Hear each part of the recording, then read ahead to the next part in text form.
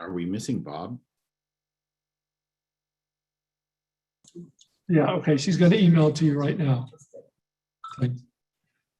1173, right, Antonio?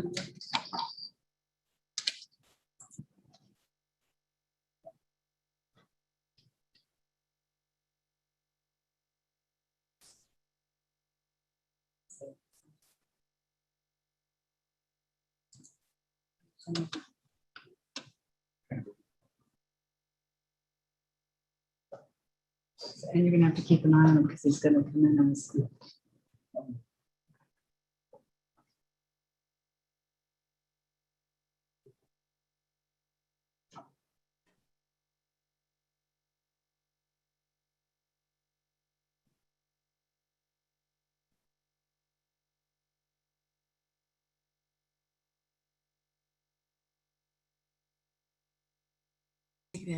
That light and that. Okay, thank you.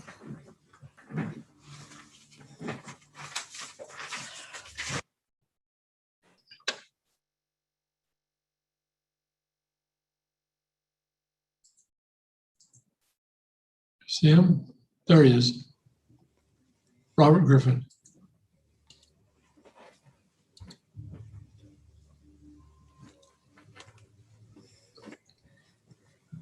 Okay, all right. Mr. Griffin's here now. That was staff screw up here somehow.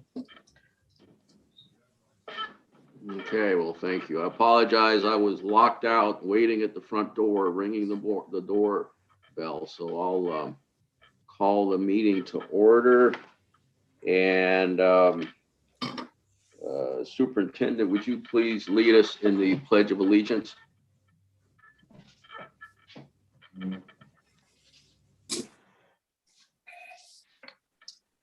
I pledge allegiance to the flag of the United States of America and to the republic for which it stands, one nation, under God, with liberty and justice for all. Apologize. Now I'll call the roll since I was the last person in. Trustee Andrade Zuniga. Present. Trustee Land. Here. Trustee Linda Lees Dwyer. Present. Trustee Hanley. Yes. And I'm here, so we're all present.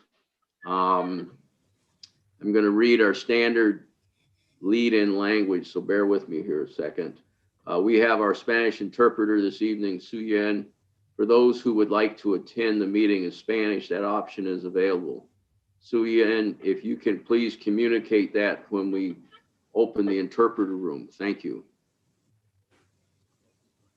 Is the interpreter there? Yes. I see her. Okay. She's coming in right now. Hola, mi nombre es Suyen. Tenemos el servicio de interpretación. Por favor, presione donde dice español. Muchas gracias. Gracias. In closed session, the board, upon motion of trustees Lees Dwyer and seconded by trustee Land, moved to approve two special education settlements by a vote of 5-0. And next item, staff has requested to pull item into, it'll be brought back at a future session. And now I'd like to take a minute to recognize and honor former Superintendent Nick Gennaro. Nick Gennaro died peacefully this morning at home, surrounded by his loved ones, including his daughter, Annette Tremble, who is a teacher in our district. Nick joined the district in 1972 as the principal of Capuchino High School. He also served as the Associate Superintendent of Educational Services from 1980 to 1984. Nick was the superintendent in our district from 1984 until 1996. After retiring, he joined the School of Education at Notre Dame de Namur until 2011. Former Superintendent Sam Johnson said Nick was a good man and a talented and skillful educator. He exemplified the concept of a servant leader and therefore positively impacted the lives of the people he encountered in a long and distinguished educational career. He fought the good fight, finished the race, and kept the faith. And now I ask you to join me in a moment of silence to honor Nick Gennaro.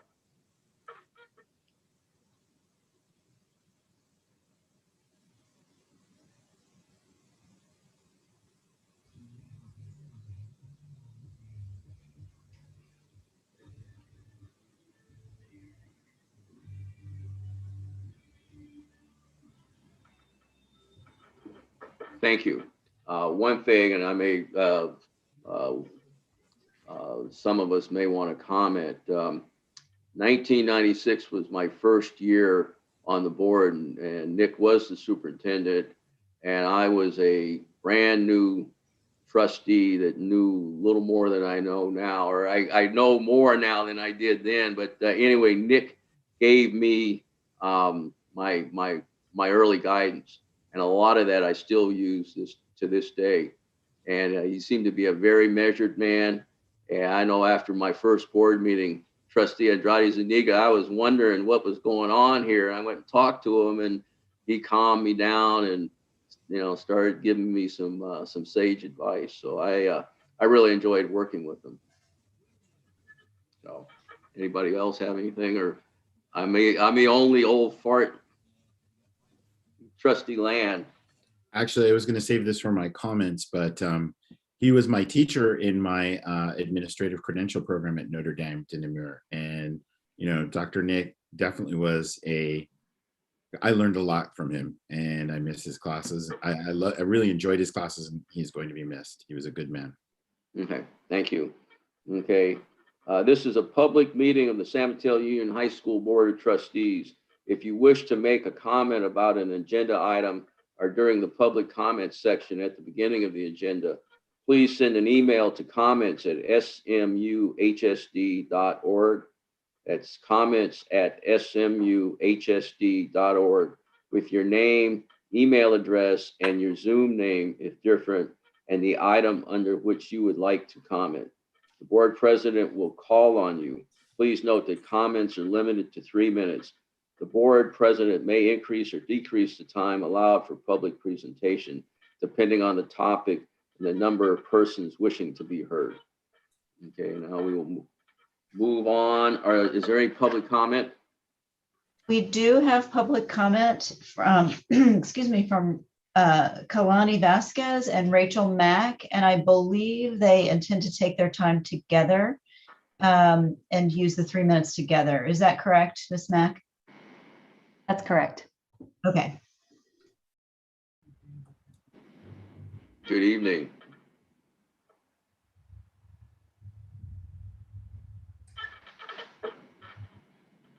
We're ready. These are general comments, so we're ready for your comments. Okay. Good evening, trustees and Dr. Skelly. I'm Kalani Vasquez, school counselor at Mills, speaking together with my colleague, Rachel Mack. Earlier this week, we forwarded to you a proposal to amend the graduation requirement policy for the class of 2021. Since then, over 20 counselors across our district have signed the proposal, and we're here to represent them. More importantly, we're here to represent the voices of our students and families who don't have a voice, who cannot be here tonight to advocate for themselves. As you know, the pandemic has not affected all students equally. Low-income students of color and students with disabilities lost access to many supports and academic interventions that they typically depend on to succeed. As of today, we know of at least 24 seniors who will not earn their diplomas with their peers next week. That number is certain to increase in the coming days.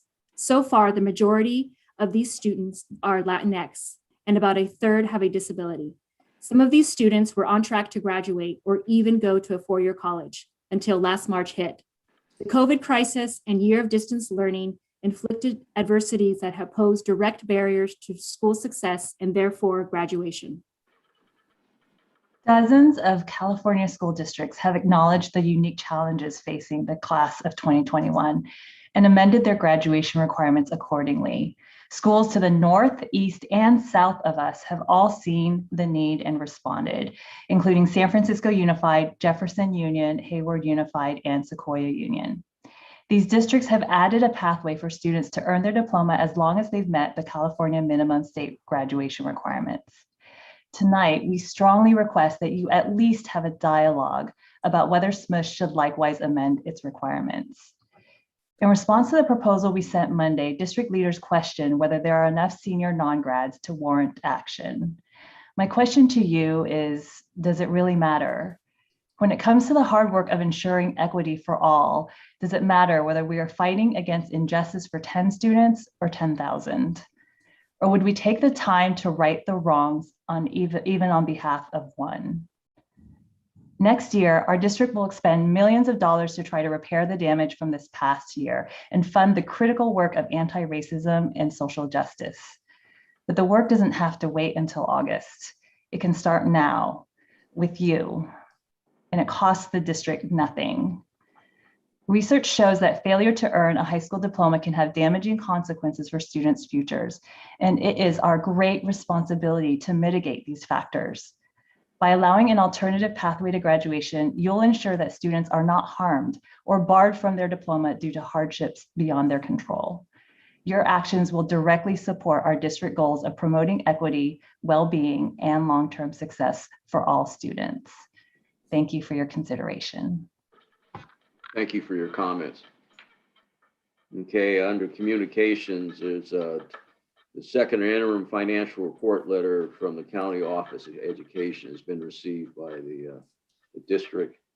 And I guess board comments. Trustee Land.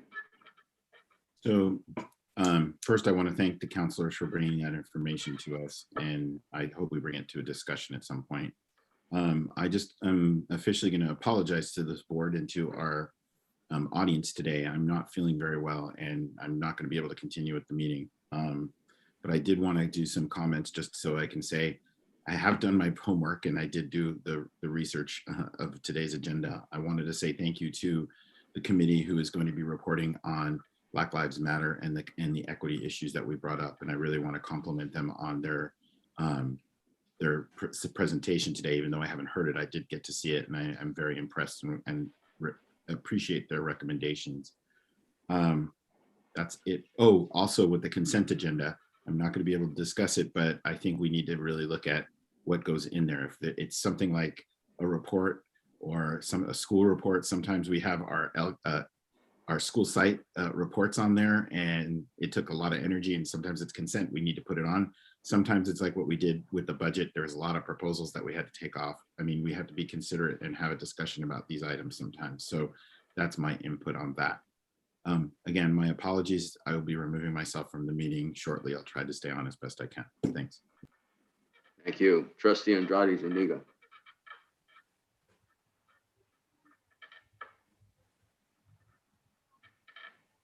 Thank you. I wanted to first acknowledge our Rame Tushiloni people, the land that we are occupying at this moment here where our district sits. I wanted to also get better, Trustee Land. Thank you to the public comments about the graduation requirements. Yes, I also hope that we can revisit that and see what we can do about that. There are a few things that I just wanted to mention.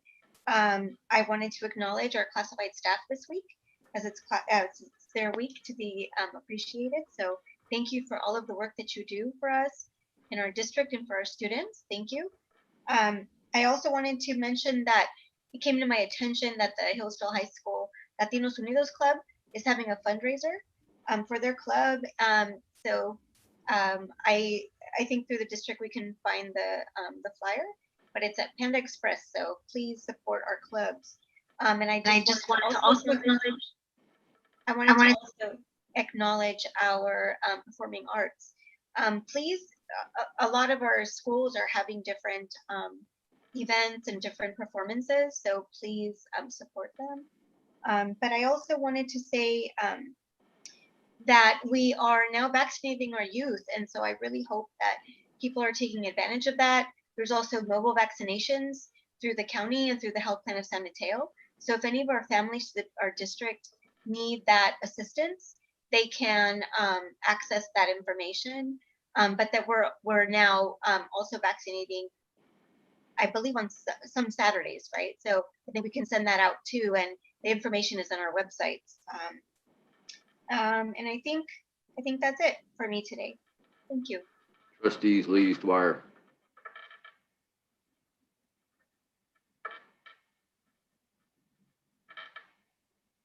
Sorry about that. I just have 3 things to comment on. Last week we had our budget session, so our study session, and I had received an invitation to listen to, or see the Zoom performance of Burlingame and San Mateo Joint Choirs, directed by teacher Sean Reichschneider. And I wasn't able to do that because at the same time as our study session, but he sent us a link to the slides, and then I believe it's also on YouTube. So I watched it afterwards, and I watched it actually on Friday. If you want to sit and cry about the pandemic and cry about the horrible year, it's the perfect venue, because these students do the most amazing concert, and they're so uplifting, and to see what they've accomplished in such a horrible year is amazing. And I am really serious. I started sending it out to people that I know. I sent it to a couple of pastors, sent it to some state representatives, and said, people need to see what kids can do, what kids have done this year. We need to appreciate our students and our teachers. And I recommend everyone, just when you get a chance, look at that show, because it's an example of what this district has done. It's an example of what this teacher has done. The pianist also is a videographer. Amazing work. And you see the faces of those students, and you see them come together in such a meaningful way, having had just a horrible year. And so I highly recommend it to any of you. And it's Sean Reichschneider, Reifschneider. Sean is SHAWN, if you want to look it up on YouTube, because it's so worth your time. I went to the rally on Saturday, United Against Hate, and found that it was run by a lot of students. And I met some students from Hillsdale, I met a couple from Mills, who were running this big rally. And there were elected officials, I almost said politicians, elected officials from all the cities, board of supervisors. There were people, so many people there to engage in this anti-hate rally, and to and all these students talking, handing out things. It was an excellent program. There was music. It was in San Mateo Park. I wish more of us had been there. It was a really, really good time to think about what's going on, and to see and listen to other people. And there were all kinds of speakers from different ethnic groups, and it was just very engaging and very enlightening and encouraging. So that was an amazing event. I finished the weekend. This was quite a weekend. It's like the best weekend I've had in a while. Watching the Black Parents Association Baccalaureate. And other years we would go and sit in the church and listen to it and just be there. And it was always amazing. But this year they did it on Zoom, and we just got to watch it. And it was incredibly well done. And the message was wonderful. And to see people so engaged and so caring and so uplifting of their students was wonderful. So I had the best weekend. So I'm very excited about this meeting. That's interesting. Okay, thank you. Trustee Andrade Zuniga, this is not a round robin. You get one more tiny bite at this apple. Oh, I forgot. One sec. I wanted to mention that we do have accessibility accommodations if anybody needs it, for people that, like parents that need other accommodations, or students that want to join our board meetings. Please reach out to our students. We would love to hear from them. So thank you. That's it. Okay, thank you.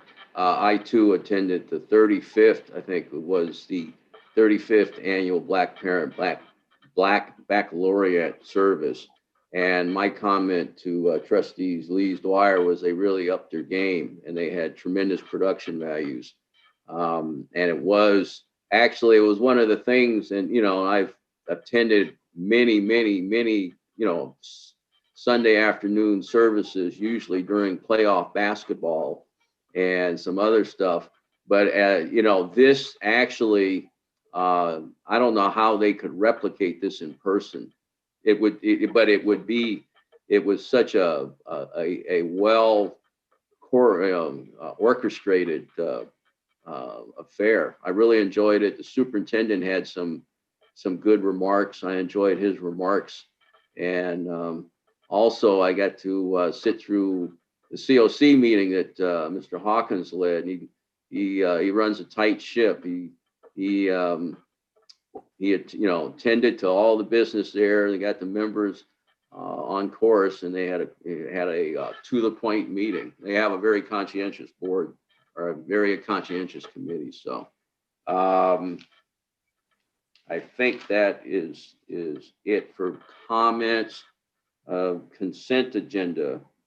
Does anybody wish to pull any items from the consent agenda? I do. Yes, ma'am. I want to pull a contract from J1, and it is the contract for the anti-racist PD training. I think that's the second item in that J1. Yeah, I believe so. I want to talk about it. I have a few questions left on it.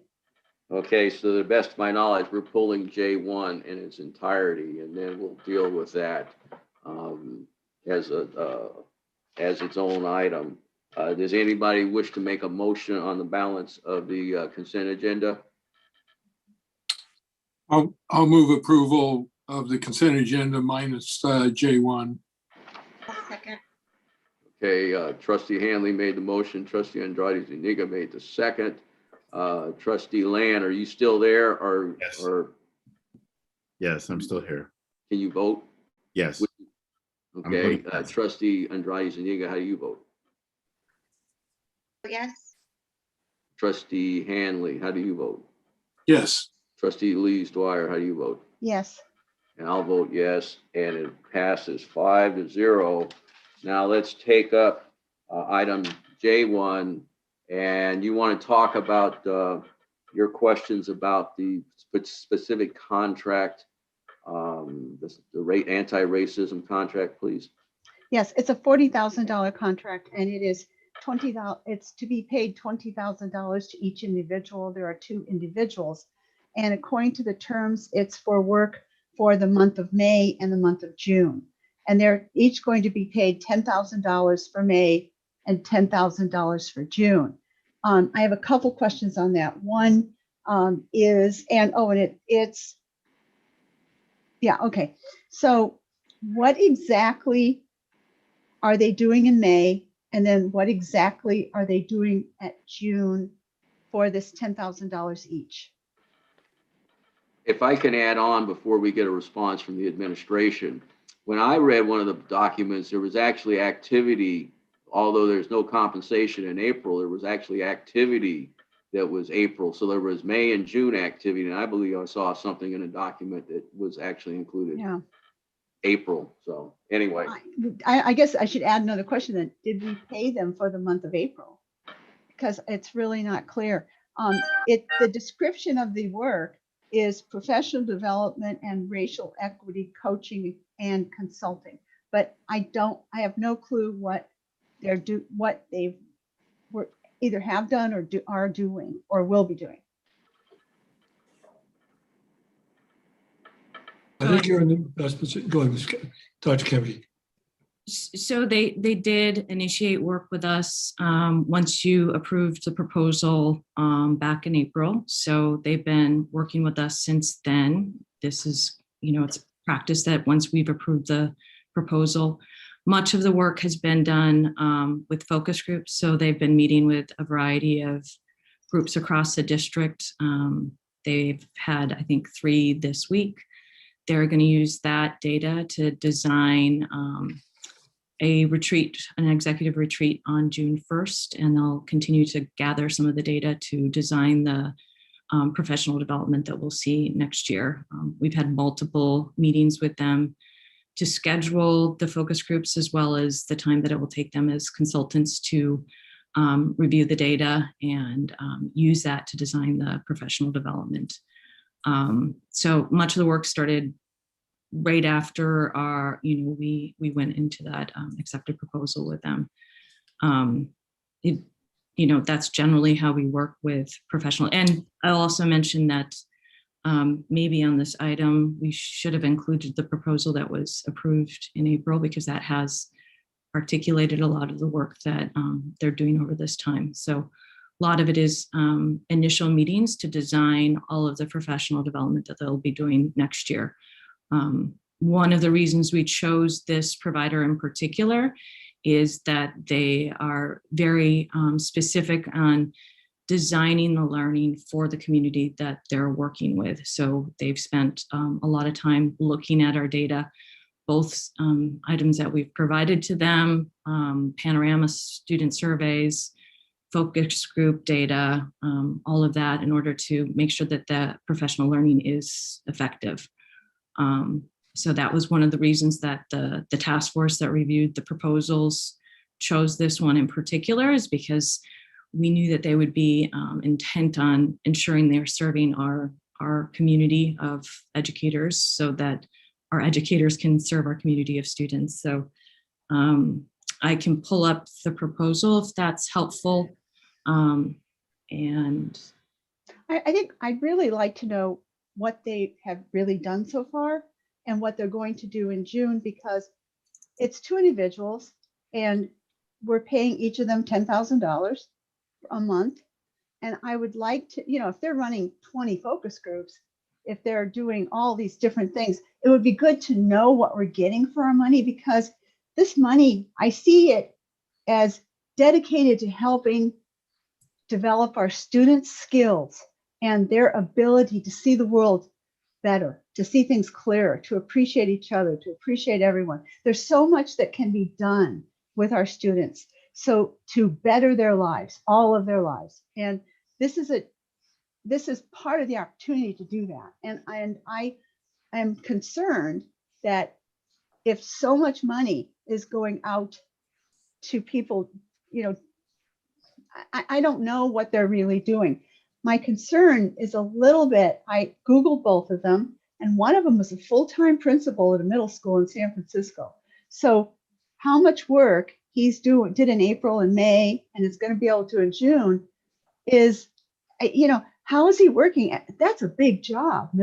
Principals have a big job. So how much work did he do in May that we're going to give him $10,000 when that money could go to give classes to our students, to enable our to do more things with it, because we only have so much money. And, I guess, how much are we going to pay them? Are we going to pay them $10,000 each a month, just again and again and again? I don't know how this is going to work out, but it has to touch the students. And I'm really concerned about what we're paying and what we're getting and what our students are getting. Not so much, what I'm getting doesn't count. It's what our students are getting from this. They're the future. I will say that they met with students from Peninsula as part of their focus groups. And I know that the students expressed appreciation for being heard and having a moment to speak in that space. I am not part of the process here, is that we don't necessarily attend these focus groups, so that it is a space for the providers to gather that data. Can you provide us with more details on what they're actually doing? It is not clear. Everything I've seen, I know you sent me more things. It's just not clear what they are doing. And I also want to understand how a full-time principal can be working in his school and for us at this level, at a level of compensation that we're putting out the door. So can I suggest that perhaps staff provide the board with a either monthly or every other month a report on what's taken place in the past 2 months, so you know that you're getting your money's worth and we're all getting our money's worth on this topic. And looking at what our students are going to are receiving and are going to get, because I'm glad Peninsula, but Mills, Aragon, San Mateo, there's so many students and they need to be fully engaged in this. This is for them. Yep. Trustee Andrade Zuniga. I think directly the students will receive, they will receive the services also from the staff that receive these types of trainings, because we will better educate our staff and better educate our faculty in general on how to better serve our students. And I have heard, I guess, talks throughout the community on what the students are with the focus groups and things like that. Students do feel heard, and like Julia was saying, So I have seen it. I guess I'll be open to looking at the proposal, but we did also approve it. So I do see the benefits. Peter and I sat in on one of the workshops they did. I thought it was highly effective. They're very well researched and they're very well structured. So I've seen the proposals that Julia has sent out. I'm in full support of it. But yeah, if you'd like to see more information, yeah, of course, but they will get the benefits of this though, also from our staff that's going to be well trained. So I'm in support. Well, we will find out. But one of the things, and I have a couple of questions, and I do a lot of consulting projects where you don't deliver a lot of stuff that's tangible deliverables. I know there are tangible deliverables here.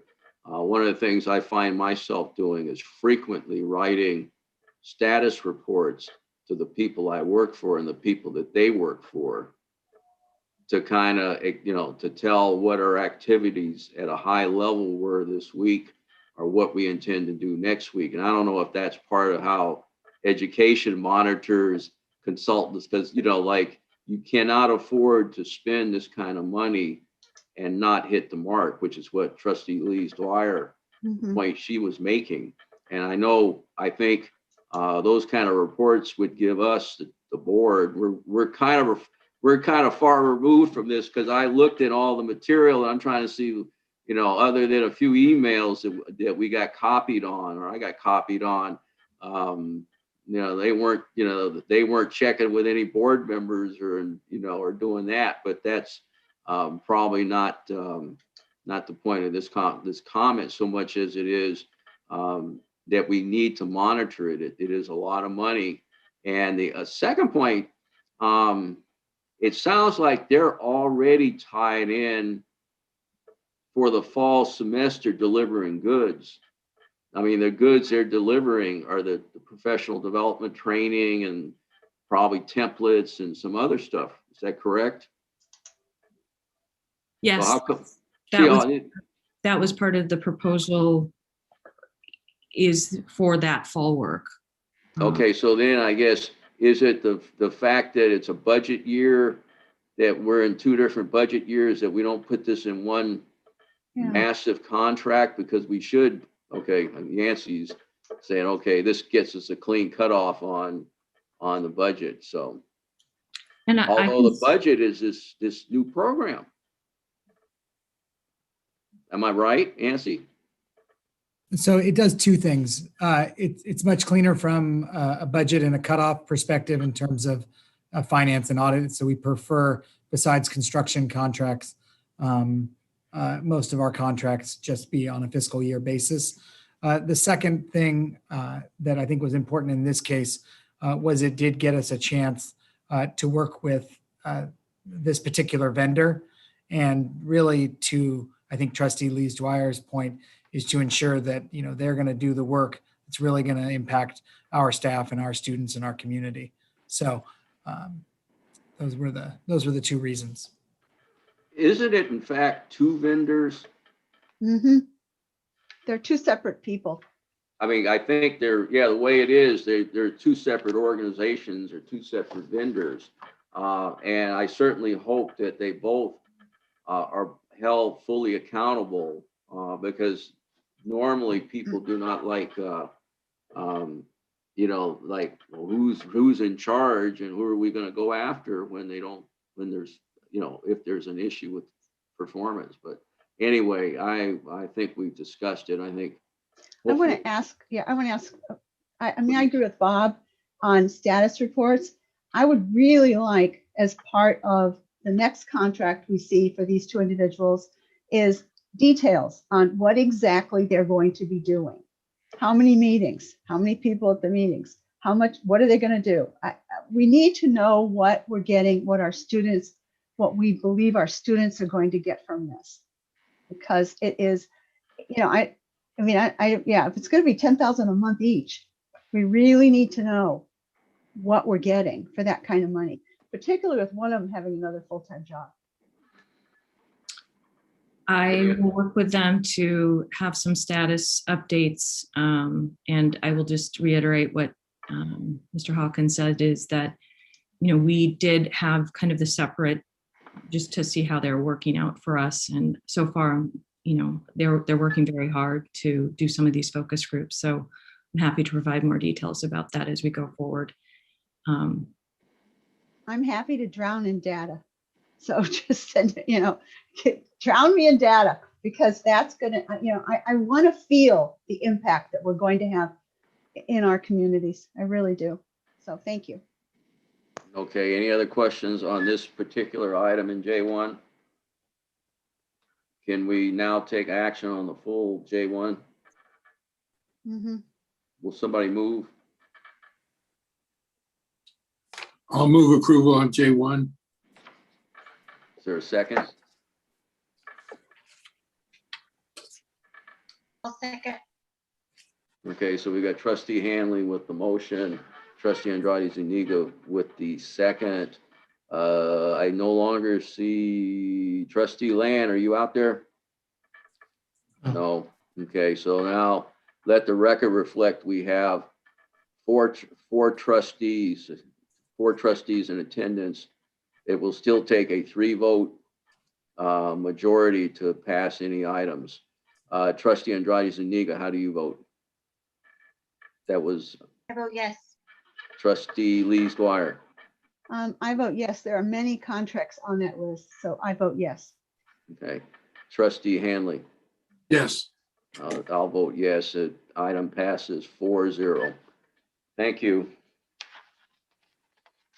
Okay, we're gonna move on.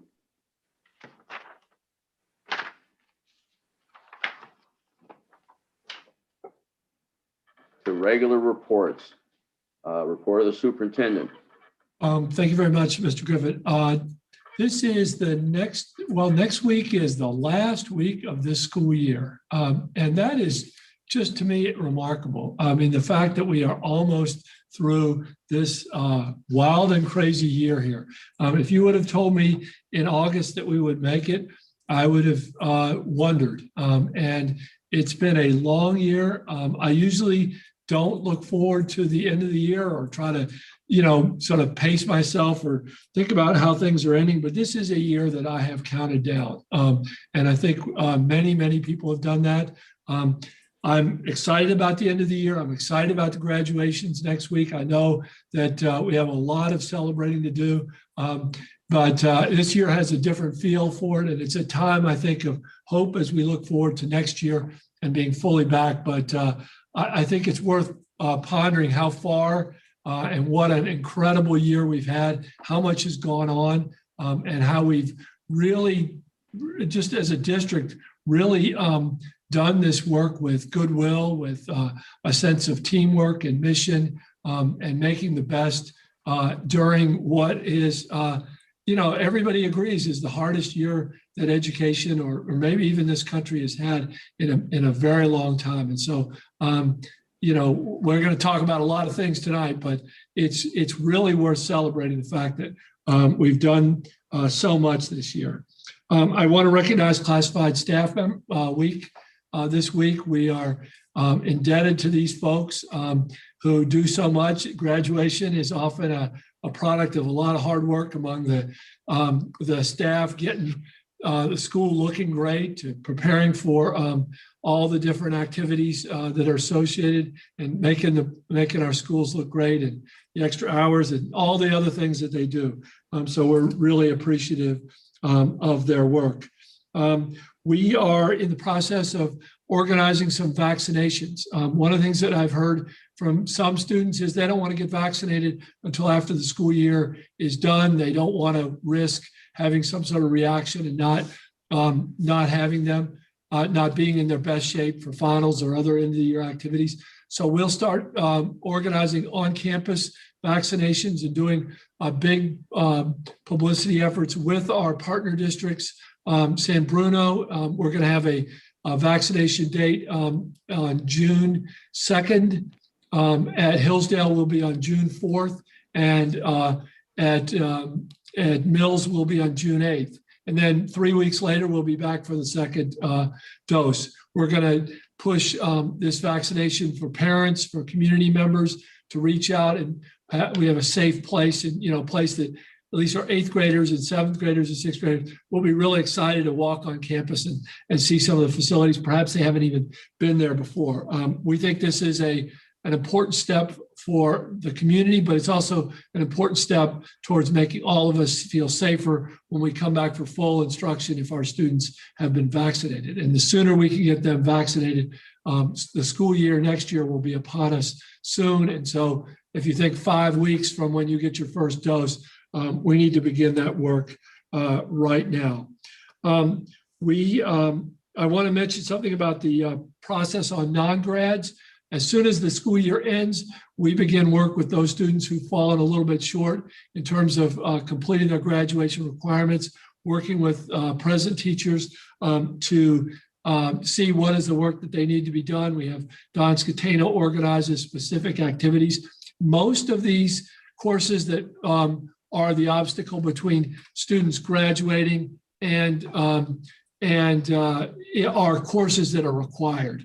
Those are English 12 and social studies and econ. And so even if we were to, and we'll give you a report at the next board meeting or weekly on this, even if we were to go back to to adopt the presentation or the material that was mentioned in public session, we'd still have the vast majority of those students in that position. And so disentangling that, we haven't talked about, but certainly we can look for direction at the June 10th meeting. I want to echo the comments that board members made about the presentations and the other activities that have happened this year. What our students have accomplished this year in settings that you would think would not work for virtual instruction or learning has just been remarkable. And I've just been blown away, whether it's plays or music performances or dance recitals. It's just extraordinary. And I think it's a tribute to our students and our staff and what we have learned this year. And so as we reflect on this year, we need to be thankful for that as well. We are running some summer school enrichment opportunities. Those will be efforts to get rising 10th graders, rising 9th graders onto our campus this summer in ways that they haven't had a chance to yet as things clear up after June 15th. As part of that, one of the things that we're contemplating is having an expectation that students have at least one vaccine or a negative COVID test before they enter our campus. Just as another piece to encourage students, these are not classes that would be required, but opportunities there. And so it's worth our looking at that as we consider summer activities. We've been involved, just for the community's sake, involved in questions, maybe the board members have received these, about basketball playoffs and CCS. I met with the commissioner, as did the other superintendents in our area, and we will, for teams that qualify, be allowing those students to participate in CCS playoffs, most of which, of basketball, which is the one in question, take place after the school year is over. So it shouldn't have any impact on our students in finals week. So that's good. And we've also really had a good season this year with allowing basketball, volleyball, wrestling finish up in terms of district opportunities as well. So those are really good. I want to now turn our attention to two new staff members that we're bringing to you tonight as administrators for the coming school year. One person is familiar to the SMUHSD community. She wandered from home for a few years, but now is coming back to the district, and that is Margarita Navarro. She's going to make a few comments here in just a second, but before she does, I want to say that for, I don't know, 6, 7, 8 years, she can tell you exactly how many years she was an assistant principal at Cappuccino, was part of the renaissance of that school with Shamar Shanks. She's now coming back to San Mateo High School to work as an assistant principal too there. We're really excited to have her back in the fold, if you will. And she's an educator that when we talked about her coming here and at Superintendent's Council and other activities, people were really excited to have the possibility to work with Margarita again. So Margarita, maybe you can reintroduce yourself to the community or the new folks that are here and talk a little bit about yourself. Fantastic. Thank you, Dr. Skelly, for that wonderful introduction. Good evening, everyone. Many familiar faces. I'm so happy to see many of you, and it's great to meet some of the new board members or some of the new administrators to the San Mateo community. I'm very honored. I'm very humbled and very gracious to Dr. Skelly and Yvonne Shu for selecting me to return to San Mateo. San Mateo has a very special place in my heart. And although I did leave for a couple of years, and that was a phenomenal experience, and I did great work in the communities of Mountain View and Los Altos, serving those families and serving those communities, I am glad to come home. And one of the things that the decisions in transitioning into a different position is that I'm going back to school. I'm going to pursue my doctorate in education. I'm very excited about that. I will be attending an online program through USC. Go Trojans, fight on. And I'm really excited about this next 3 years of my professional learning and also just being part of the San Mateo community. I hold Yvonne and her team in very high esteem. I always admired the work that they were doing from San Bruno.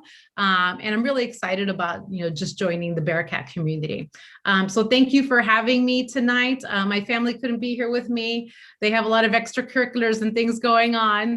We're a busy family, but just want to extend my appreciation. Thank you. Gracias. Thank you. The next person I want to introduce is the new assistant director of the adult school. This is Kyra Mann is her name. She comes to us from Eastside Union High School District, where she worked for, I think it's a dozen years in leadership positions there. She was interviewed as part of this process by the staff and committee and led by Angela Taylor, the director. We're really excited to have her here. Ms. Dr. Kemke, Dr. Black, myself, Ms. Taylor interviewed her a second time to put her through her paces here, but we feel very good about her leadership, her organizational skills, her experience with all the various parts of compliance and management of adult schools. And I think she and Ms. Taylor are going to make a great team in the leadership of the adult school. So with that, Kyra, if you could introduce yourself, we'd love to hear from you. Thank you, Superintendent Skelly, for the warm introduction.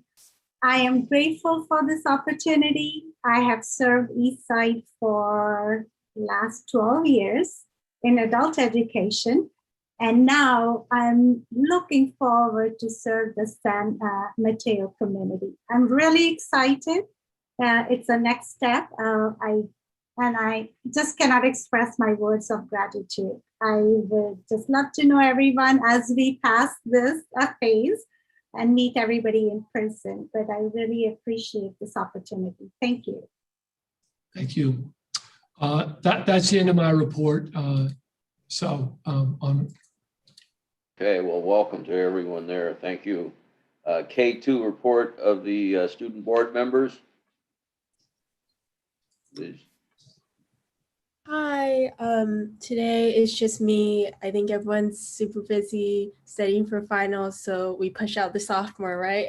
But we're just really happy. I think this year has been extremely tumultuous for everyone.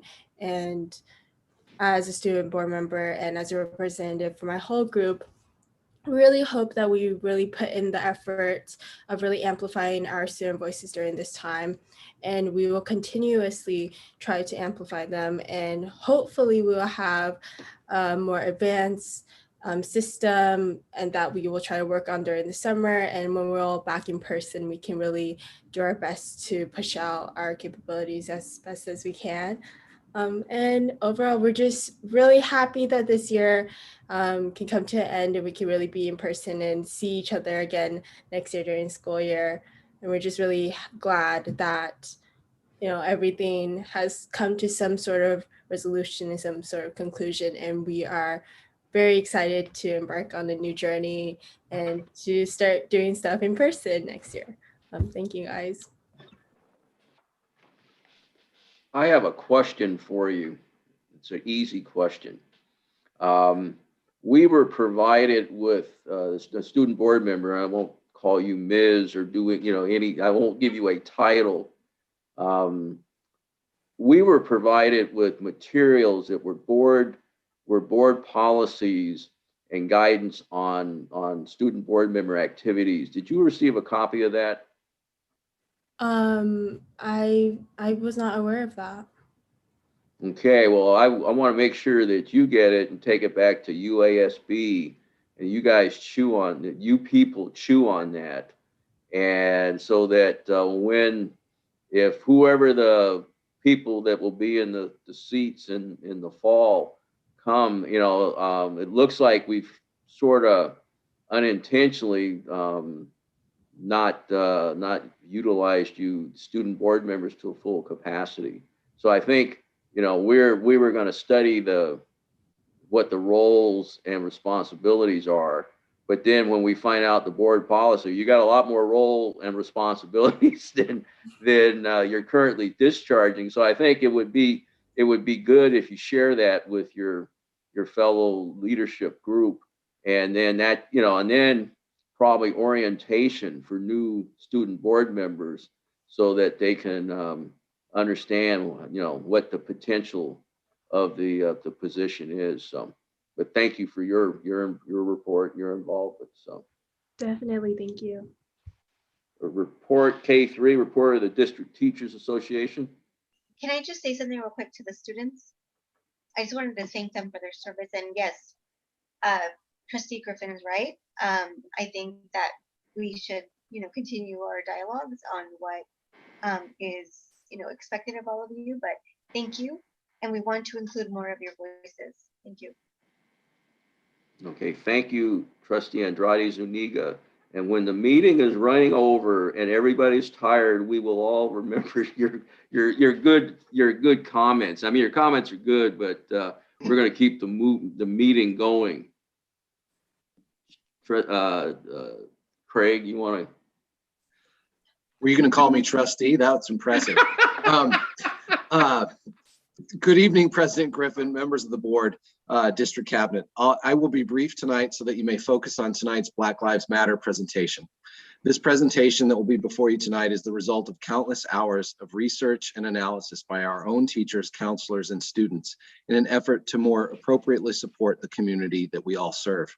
Stay tuned. First, I want to recognize this week, as I often do, our classified brothers and sisters for their tireless effort to contribute to the work that we all do. The importance of our classy staff to the district's success cannot be overstated. Thank you all. Presentations this time have a lot of common themes, as you'll hear in my presentation, in addition to Dr. Skelly's and others. As I mentioned last time, May is the time of year for educators that represents closure, completion, and the rituals of commencement. At the risk of sounding cliche, this has been a year like no other. As I look back on nearly 3 decades of hard work and steadfast devotion to my students, I can honestly say that this was one of the most challenging 12 months of my career. I know that I am not alone in this perspective. It has been challenging for all of us, the site administrators who have had to manage the parameters of the return to campus, for the classified staff, the aides, the bus drivers, the maintenance personnel, all those departments, and obviously for the teachers. It's truly hard to believe that we're coming to an end of this school year that has been truly like no other. May also represents the beginning of educators' annual regrouping and recharging for the upcoming year. It is our hope that we as teachers can take all the best of what we have learned in this tumultuous time and incorporate the most effective strategies in the future. We as a district must also acknowledge that there were decisions made that contributed to the significant challenges we faced this year, decisions that were entirely within our control. Was it really necessary for all teachers to reinvent their instructional practice 3 or 4 times in a 12-month period? Or was that necessary only because we failed to plan effectively in a timely manner? I only mention this to point out that the most important task at hand is to engage in thoughtful planning for next year. As educators, we must be more involved in the decisions that affect our students and our service to the community. We look forward to being involved as stakeholders in the LCAP and the expanded learning opportunity plans. We are also anxiously awaiting the district's response to our negotiations proposal. It's indeed time to regroup and recharge. We're ready when you are. Thank you. Thank you. Report of CSEA Chapter 519 representative. Good evening. Good evening, President Griffin, members of the board, Dr. Scully, and everyone here this evening.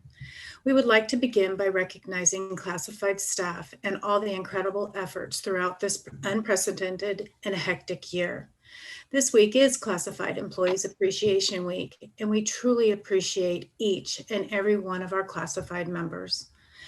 As the school year wraps up and we all have made it through a year like no other, we would like to congratulate the class of 2021. We will miss having you in our hallways, as brief as it was.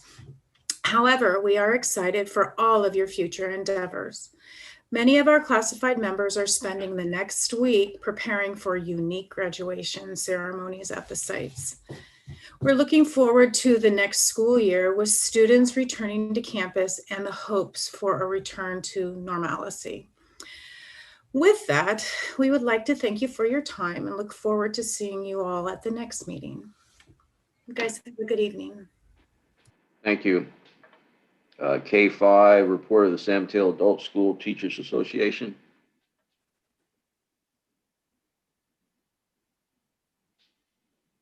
Ms. Chalkley, is there a representative tonight? We have Ackerman. I If can't you hear could you. go You're ahead. muted. No, just the volume's not up. Oh, Ms. Ackerman's not muted, I think.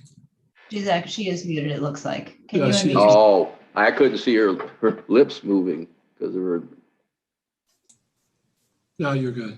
All right, thank you. My name is Paula Ackerman. I'm a teacher from the San Mateo Adult School. And I wish to thank the board and the district for your support to Black Lives Matter and to the lesbian, gay, bisexual, trans, queer, plus other identities such as pansexual and asexual. I'd like to thank you for including the teachers in the hiring process for the new assistant director. Thank you so much. It's quite an honor. It is great to see Trustee Linda Lees Dwyer at the Communities United event. It is so important that we as educators are part of the efforts to stand for united equity, inclusion, participation, and power. We would like to continue to thank Superintendent Skelly, Laura Chalkley, and Sarah Happich for such regular and helpful communications throughout this difficult time. We were kept informed of district policy and provided ways to share our experience, needs, preferences, and ideas. And we must say that that communication has been wonderful. Thank you. Thank you. And remember, never stop learning because life never stops teaching. Thank you so much. Thank you for your report. Okay, we're going to move on to special reports and appearances. Black Lives Matter from the district teachers presentation.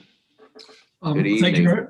Yeah, I'll just, Rachel, before I turn it over to you, I want to thank you guys for your work. And then also I want to mention that this presentation was also done with all of our district administrators. I think it was 2 weeks ago at one of our meetings. So we had a very good discussion there as well. So we really look forward to sharing this with you tonight. We appreciate the folks who've put in so much work on this. So maybe with the leadership of Ms. Lauderdale. So with that, I'll turn it over to you.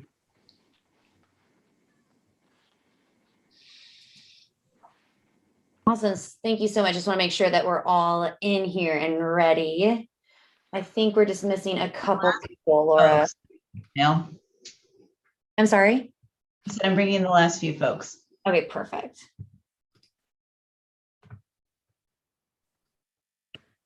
I'll get us started as you are doing that. Perfect. I think we're just waiting on Maya, one of our student leaders.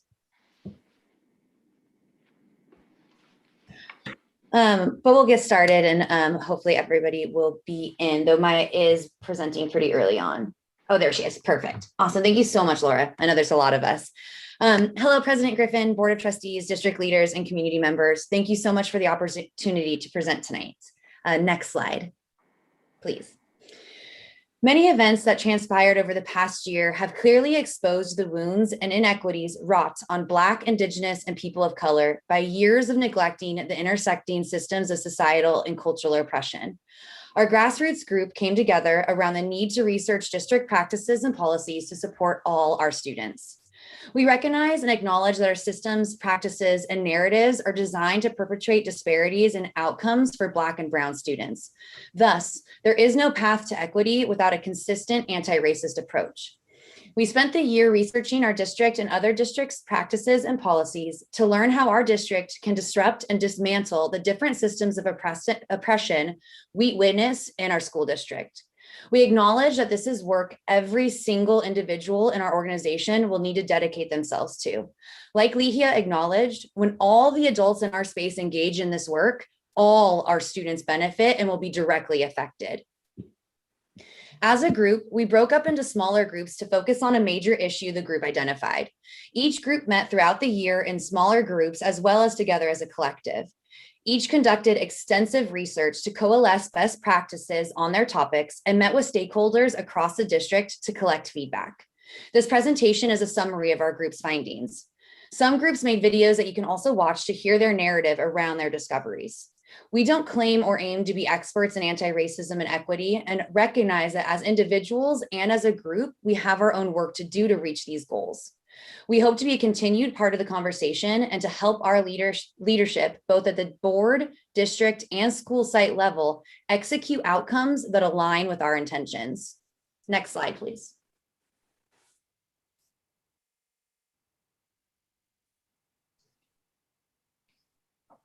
You gotta play that. Oh, sorry. I'm just going to introduce the video.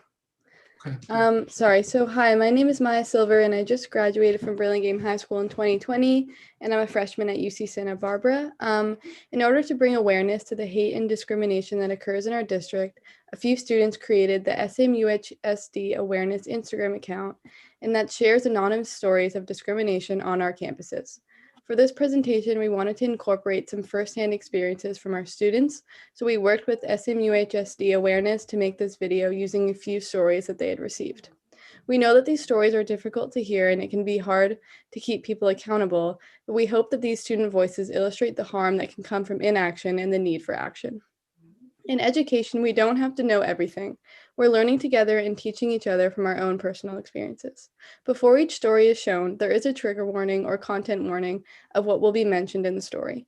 If the story may be triggering for you, feel free to lower the audio or step away from your screen until the story appears. Thank you.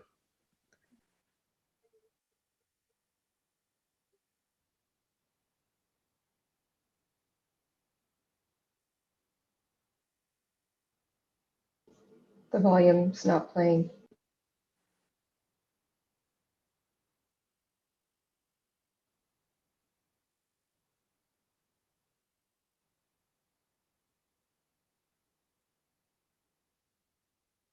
You would have to unshare your screen and make sure when you start sharing your screen that you click the checkbox that says share audio. Or yeah.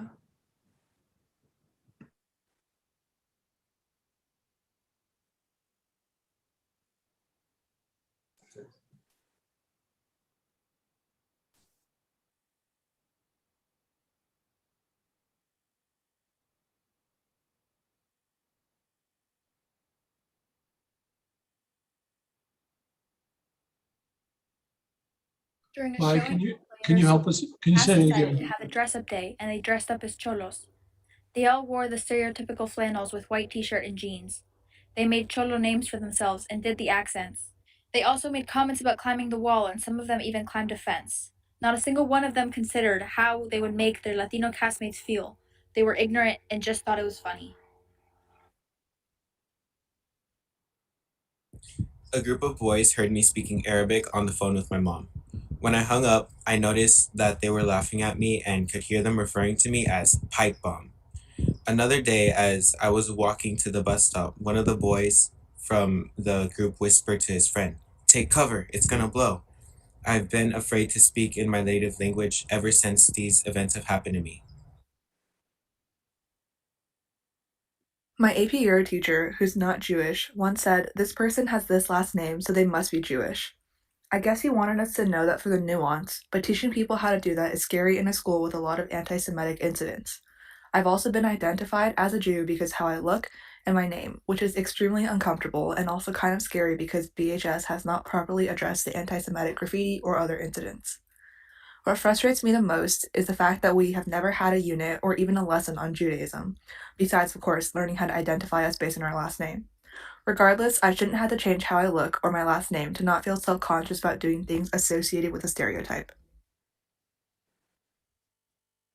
I'm half white and half Latina. My skin doesn't look like it, but I have it in my blood.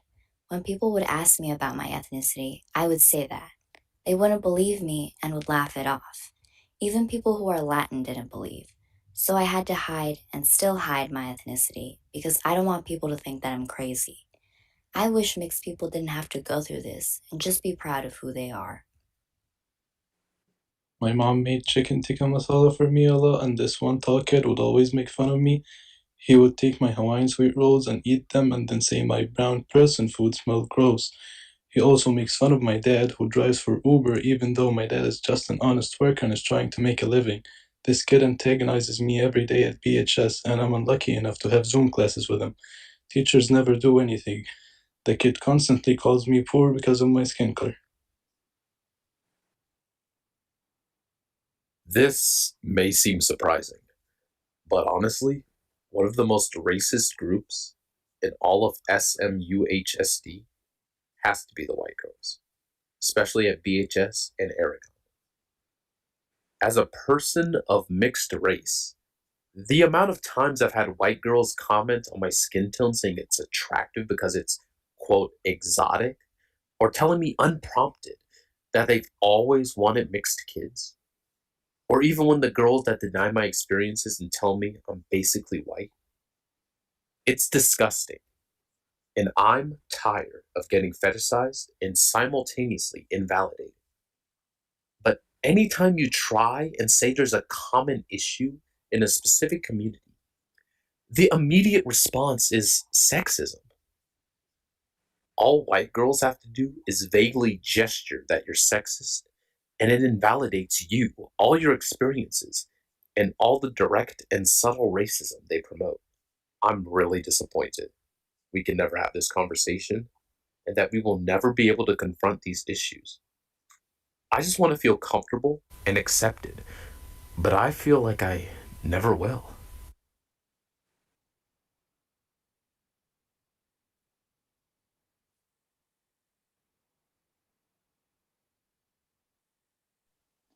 Next slide, please.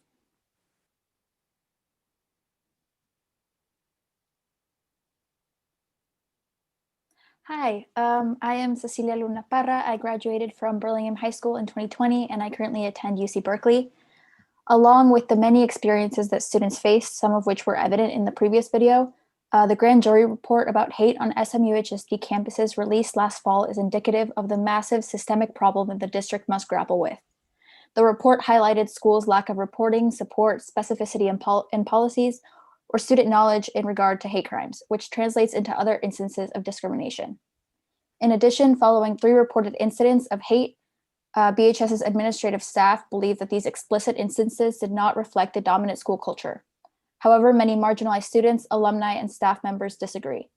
The grand jury report should come as no surprise. Our district is a hostile environment for our marginalized communities, and as a previous student at BHS, I can attest to many of the problems highlighted in the report. As a school and as a district, we must come to the understanding that this hostility is not an individual problem and cannot be treated as such.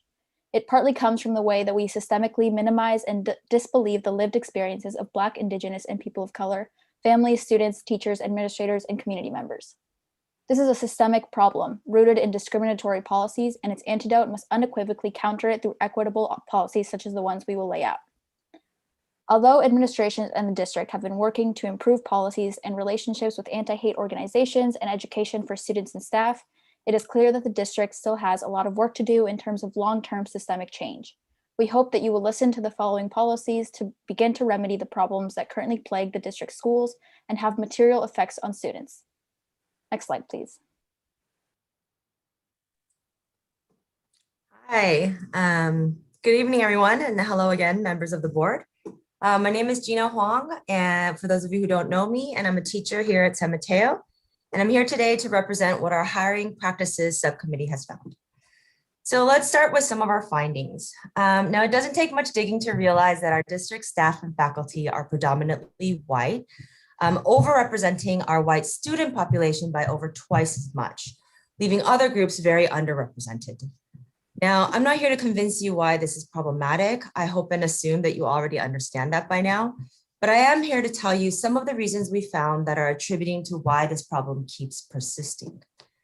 One of the things that we found is that there's no uniform protocol or training from the district on how to hire. Basically, each campus has its own practice. So some sites have one person doing all the paper screening, for example. Other sites have no questions in their interviews around equity. And none of the sites have any training on identifying and removing implicit bias when hiring. Now, what this does is that we keep hiring people who are like ourselves. And in a predominantly white faculty, we just keep hiring more like woke white folks from Stanford STEP, for example. I mean, I love you, Steppies, but it is a little bit of a problem. So one of the deliverables that we are asking for is anti-bias training for all administrators, teachers, and even district folks who are on hiring committees, as well as vetted protocols and processes across all the sites. These are all things that we need in order to improve our own hiring practices.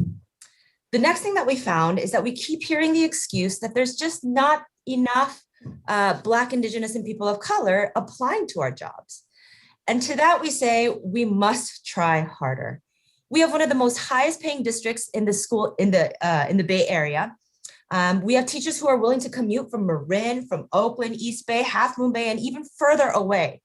We have to make better efforts to recruit more diverse candidates. Now, I know our HR department is already working with an outside consulting company, but we are asking the district to create and hire a permanent position for recruitment. This issue is not can be quickly fixed, but needs a long-term commitment that will last beyond our short-term work with this company. Now, we know these are not small asks, but this is one of our biggest problems. We cannot keep making decisions in the name of equity without actually having an equity of voices in our leadership. And this is not just about skin color. It's about a diversity of cultures and identities, a diversity of opinions and insights that will help ensure the safety and growth for all of our students. Thank you. Next slide. Hi, my name is Casey Nolan, and I am a teacher at Hillsdale High School. Our group focused on looking at access, support, and a shift in culture for AP, IB, and honors courses. How we did this was that we developed surveys for historically underrepresented students in AP and honors courses across the district, as well as alumni and teachers. Overall, what we saw was students often feel intimidated or underprepared by the workload and rigor of AP courses, as well as isolated once they're in those courses, especially as students of color. They feel a lack of connection to the course material itself, as well as a lack of community. Teachers echoed these sentiments in their own surveys, particularly noting that students who struggled in courses needed more preparation for the rigor and critical thinking of the courses, as well as more opportunities to connect with other students in the course in order to succeed. In terms of next steps and action items that our group decided was necessary was at the district level, really focusing on creating and implementing a systemic protocol across the district for identifying and pushing students to take APs and advanced courses, as well as diversifying both AP and AS course offerings to make them more appealing to students. Next, allowing more flexibility for when students can take a course, such as allowing students to take AP English literature after AP Spanish literature. And then finally, providing support for teachers, including release periods for cross-district AP teachers and no penalty for low AP scores. At the teacher level, echoing what students and teachers said, focusing on favoring community and skills over breadth of knowledge and the focus on the AP test, and then continuing this at the classroom level, building in structures, practices, and activities to promote community and helping students build student-led study groups or support systems, and then finally shifting accountability away from grades. Some measurable outcomes that we would like to see is introducing at least 10 new AS Honors AP and or dual enrollment courses across the district, a 10% increase in underrepresented student groups by fall 2023, and then finally creating and implementing that universal student recommendation system, creating it in fall 2021, and then implementing it in spring 2022. Thank you. Next slide, please. Hi, my name is Serena RG. I'm a teacher at Mills High School, and our group focused on anti-racist curriculum. From all the board meetings that I've been observing this year of Zoom, you've probably heard students tell their accounts, as well as heard from the SMUHSD awareness that things need to happen with the curriculum. So our findings are students are demanding content that is representative of BIPOC, LGBTQIA+, and intersectional stories in all subject areas.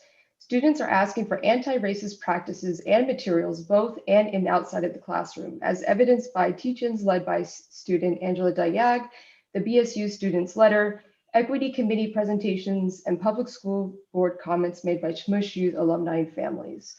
So our deliverables is that we want, 1, hire a director of equity and anti-racism to help support educators with anti-racist curriculum. 2, the inclusion in the evaluation process to support teachers with anti-racist curriculum implementation.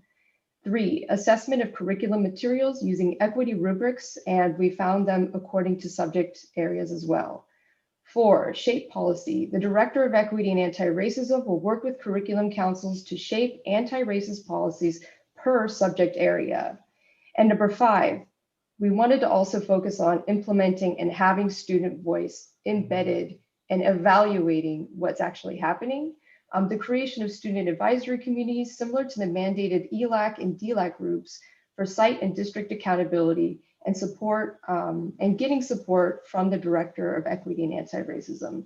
The metrics that we would like to use are to perform curriculum audits with 360-degree feedback from the Black Parents Association, the Student Equity Group, Black student focus groups of other BIPOC, and our newly formed student voice advisory committees that we're asking for.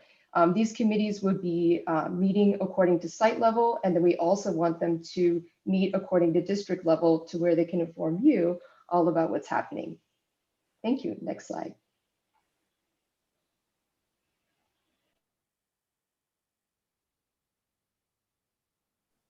Hi, as I said earlier, my name is Cecilia Luna Parra, and our group focused on collecting research and establishing the need for a change in terms of student resource officers, or SROs, on SMUHSD campuses.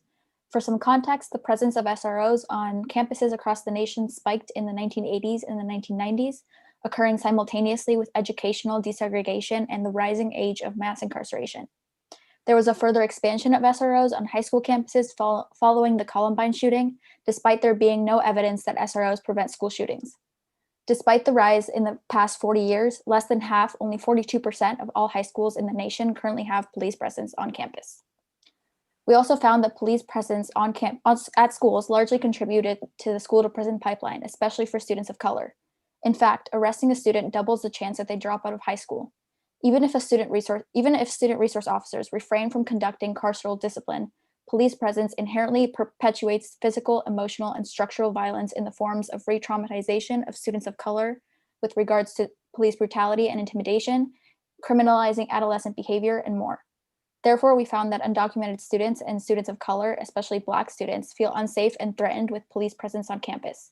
Police exacerbate the school to prison pipeline and thus are not the appropriate personnel to intervene and accommodate student needs in most situations. First, we believe that in order to reduce this alienation from school that harms marginalized students, San Mateo Union High School District should remove the presence of SROs on its campuses. Along with removing SROs from all SMUHSD campuses, we suggest the district partners with outside agencies in providing student support and interventions. Specialists and highly trained professionals are needed to support these students. These agencies include Rape Trauma Services, Star Vista, and San Mateo Pride Center that will address the needs of these students and understand how to care for them better than a police officer, which is not trained to address any of these mental health issues and does not have the proper tools to care for these students. In addition, a recent study found that the average arrest rate of Latino students at schools with an SRO was 6 times greater than the average arrest rate of Latino students at schools without an SRO. It is evident that there is heightened anxiety and re-traumatization for these students when in police presence, specifically for marginalized students. Replacing SROs with highly trained professionals and outside agencies will lead to 0% of SMUHSD schools having an SRO present on campus beginning fall 2021, and instead create contracts with outside agencies that I briefly discussed earlier. We urge the district to continue their path in not renewing the SRO contracts across all campuses in the district to continue the safety and well-being of all students. Next slide, please. We all know that the pandemic exacerbated inequity issues with technology that were always present. Many students were not engaged this year because they lacked the device and internet connection to come to class, turn on their video, and engage in their education. The response to the issues around technology took the entire year, and some students are still not able to access their education, as we heard some of the issues with the graduation rates this year. The timeline and rollout of some of the responses are in our small group presentation. The pandemic did not cause these issues. They were always present. They just became more obvious, and we must do something to improve our students' access to education, even when we're back to in-person learning. We ask that our district's leadership create a committee of classified and certificated people paid at a variable rate that will meet over the summer to identify families who need the internet essentials, a device, and reliable internet. Every student should be able to access their education by having a reliable internet connection and a functioning device at the beginning of every school year. Next slide, please. Lastly, one of our groups started the year by researching anti-racist training for all employees. We're happy to be involved in the anti-racist task force organized by Julia and the district to find outside providers for this training. We hope to continue to be involved in conversations around anti-racist and equity training in the future, and we're excited about the new relationship our district has with Shane Saphir and Joe Truss. Next slide, please. Even though it is clear that Joe Truss and Shane Saphir have a vision for our district that includes an enormous breadth of stakeholders and approaches, it is one piece to a larger strategic vision that requires many other supports. If you look at the strategic plans of many organizations and schools working towards equity, you will likely find a policy, a new equity vision statement, or a newly formed task force designed to increase equitable outcomes. These task forces may generate good ideas and even strong plans, but they often are disconnected from the overall work of the school or system. For example, if the equity task force sets a priority of increasing staff diversity, but the broader staff cannot articulate those goals, then working towards equity in the task force is likely a siloed effort. If the task force meets as a unit but never engages with any other body in the system, especially those related to instruction, the work toward equity is likely siloed. Siloing equity leads us to believe that equity is separate from instruction, which is separate from culture, which is separate from every other aspect of student experience and learning. Next slide, please. Hello, my name is Brittany Redgate. I'm a teacher at Middle College. To bridge these silos, we are calling on the board to formalize language that asserts a stance on why we do this work and how we will do it. Our current equity mission statement is an intentional and thoughtful opening framework. We're asking that the board build on this framework to articulate a position that outlines with clarity that we are against acts of racism in this district because we recognize the irreparable harm it does to our students, and clarifies how we are working to address the way racism appears in both its overt and covert forms. Scholar Brittany Jones outlines some of the key components of effective anti-racist policy here, which not only includes the what, which is our equity mission statement, but also how we will achieve these goals and who will be responsible for seeing this work through. Next slide, please. There are districts across the country that have done so with precision and purpose. We've linked some of those examples here. At the same time, we acknowledge that language is hollow and performative without action and follow through. However, we are firm in our belief that it is an imperative step towards steering the ship in a singular direction, while acknowledging the immense scope of this work across its interconnected systems in the public education system. Anti-racist scholar Ibram X. Kendi says that racial inequity is a problem of bad policy, not bad people. We understand that ossifying policy is a domain in which the board holds power to shape the conversation around what is best for our students, and we call on you to take this imperative step forward. Thank you. Next slide, please. The group believes it is important that the district dedicate a new position in their leadership to diversity, inclusion, equity, and anti-racism.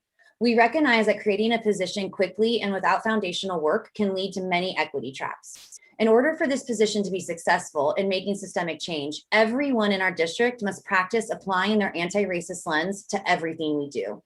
We acknowledge achieving this will take a long time, and rushing into creating a director role will be detrimental to the equity work in our district. The work of Shane Saphir and Joe Truss will hopefully be a foundation that builds capacity for disrupting and dismantling racist practices and policies in our district and exercising our anti-racist lens. Our hope is that from this work, we will surface the needs of the district as well as imagine solutions towards meeting these needs. Once we have a strong foundation, we hope the district, board, and the anti-racist and equity consultants they work with can develop a director role who will see these solutions through and who will sustain this work as new needs are surfaced. The role should include organizing and overseeing a version of an equity and anti-racist committee that helps keep our district, classified, certificated, administrative, leadership, and board accountable for equitable and anti-racist policies and practices. We ask that not only do you commit to funding this position, but to also work to fund the projects that emerge from this position. We understand the board cannot agree in advance, but we ask you to commit to supporting these future initiatives with resources. Next slide, please. We hope that when the position is created, it is organized in its own branch connected to the superintendent, as you see in the organizational chart. Next slide, please. Good evening. My name is Jennifer Way, and I teach at Aragon High School. One way that we were thinking about supporting the new Director of Equity and Anti-Racism is to convene an Equity and Anti-Racism Committee.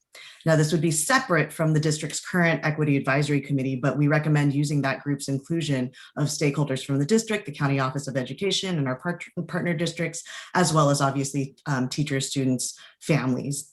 We also ask that the district continue to invest in separate training from recognized experts like Shane Saphir and Joe Truss from outside of the district. We need an outside provider who would not have to answer to the district, working alongside the director and the committee who would answer. This would maximize freedom and support for the new director and committee. They are worth the investment. We have to value listening, and we are lucky that it is only costing us $20,000 a month after decades of silence and silencing. Anti-racism is expensive, but racism costs a lot more. Next slide, please. We also want to recognize that even when our intentions are good, we're still likely to cause harm, because we're conditioned to exhibit defensiveness, perfectionism, a fear of failure, and a fear of open conflict. We know that you hear hostile environment or white folks, and those affective filters go up. So, and this is the last slide, so thank you for bearing with us. We're going to end with empathy and with an exhortation. This is work that we all need to do. And even as a BLM task force, we've marginalized the voices of our own Black members. We're lifting that up tonight for examination, and we're offering suggestions for the inevitable mistake making that is in our collective future. We suggest that we put aside guilt, we lean into that discomfort, and we make amends. We must move away from the belief that anti-racism is a matter of individual effort and individual guilt, so that we might move toward the work of acknowledging when we feel discomfort, when we are being or have just been defensive, and when we feel agitated. We have to acknowledge and turn toward that and hold it, knowing that this discomfort is an opportunity to recognize our own biases in action, to do the work of acknowledging and apologizing, but also to be stronger than our guilt, to include and to build structures for inclusion. And in our own reckoning, we had to check our defensiveness, examine our impact, and sacrifice our personal guilt, sadness, and shame in the name of equity and safety. We ask that you stand with us, stay open, relinquish the need for being perceived as perfect or flawless, check for discomfort, and hold these, not as problems to be solved, but as opportunities to be with us, to be with each other in solidarity. We're at the end now, and we'd like to ask you a question with credit to Wu Williams from the National Equity Project, so that we can bring all of us into the present. Trustees, district administrators, what are you experiencing as you hear this? Thank you in advance for your time and for your responses. Thank you. You want to take, okay. Thank you for taking the slides down. Appreciate your presentation. Does the board wish to comment, have any questions? Trustee Andrade Zuniga. I just want to thank you all for all of your work. This is kind of like what I was speaking to earlier. I think this is very important. It ultimately trickles into our students. So thank you. I really appreciate this. Trustees Lees Dwyer. I had to lower my hand first. I really like the presentation actually, and the thing that I see is that you're creating opportunity, and you're creating engagement, and you're putting hands out, and I think that is so important that we seize the day, seize the moment, because the moment could go away, just like in the past it has. It peaks and then it goes away, and we can't let it go away, because if we let that happen, nothing will change, and it has to change. So I see this as a great opportunity, and I want to make sure that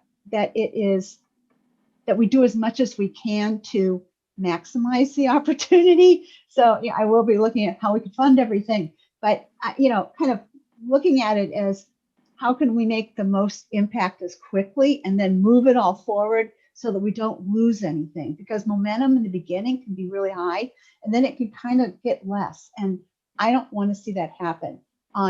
I used to run 10Ks and I always save my best for the last mile. And I think that would be the way I'd want to approach this. Start out strong, get it all going, and let's never have a last mile. Let's just keep the momentum going. So thank you very much. Trustee Hanley. Yeah, thank you for this. This is really one of the better and more thoughtful presentations on this subject that I've listened to, and I really appreciate the work and the thought that's gone into it. And I think I've certainly had my differences with teacher unions over the years, but I think this is really a great contribution, and I think I really congratulate you on doing something that's really well done and really significant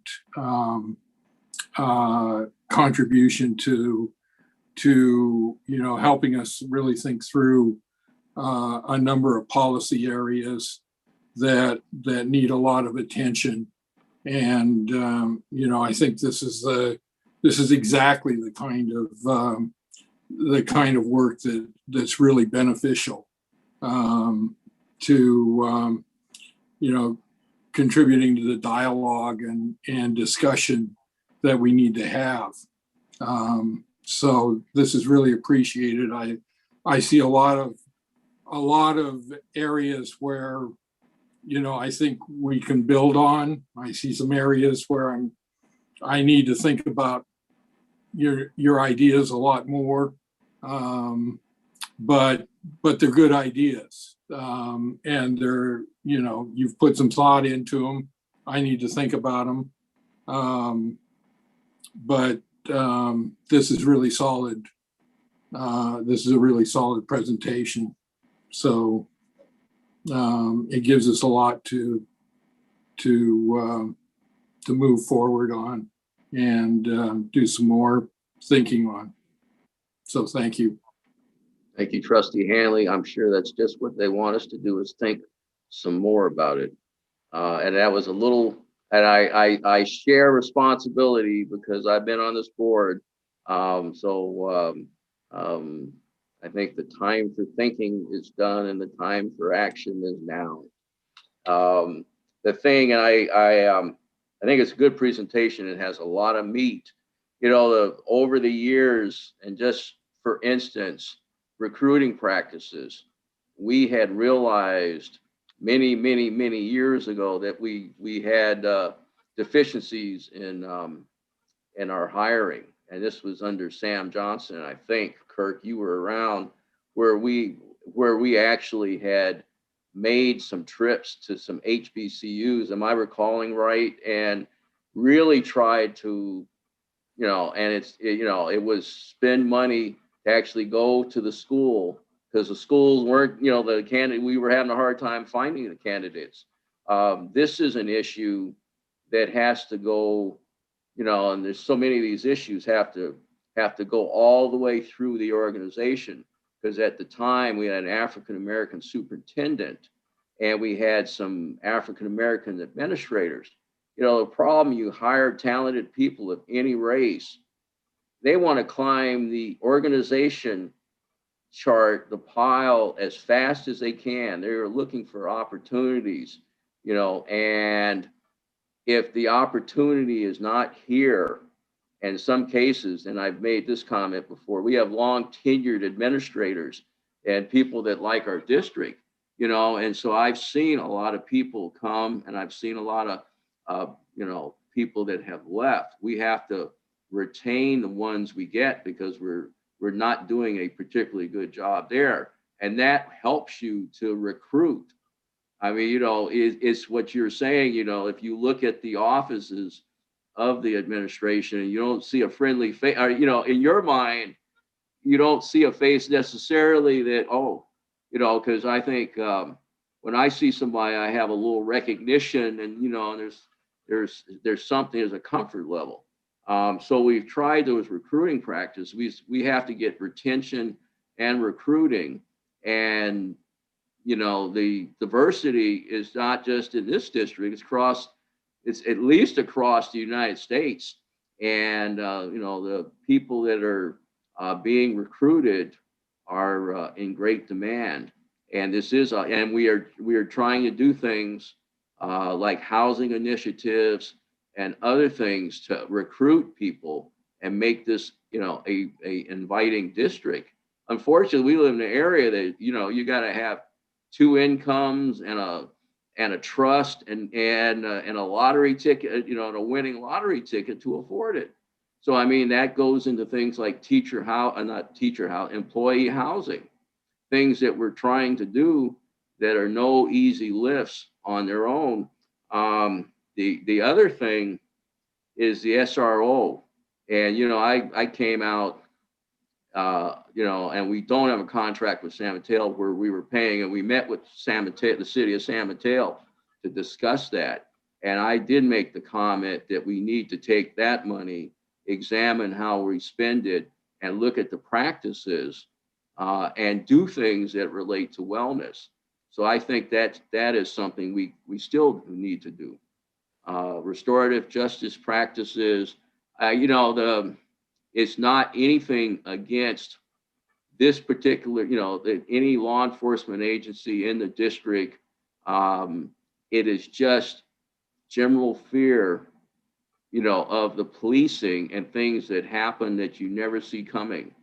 And that even happens to me in my city of, I've been in Foster City since the 80s. And, and I had got stopped.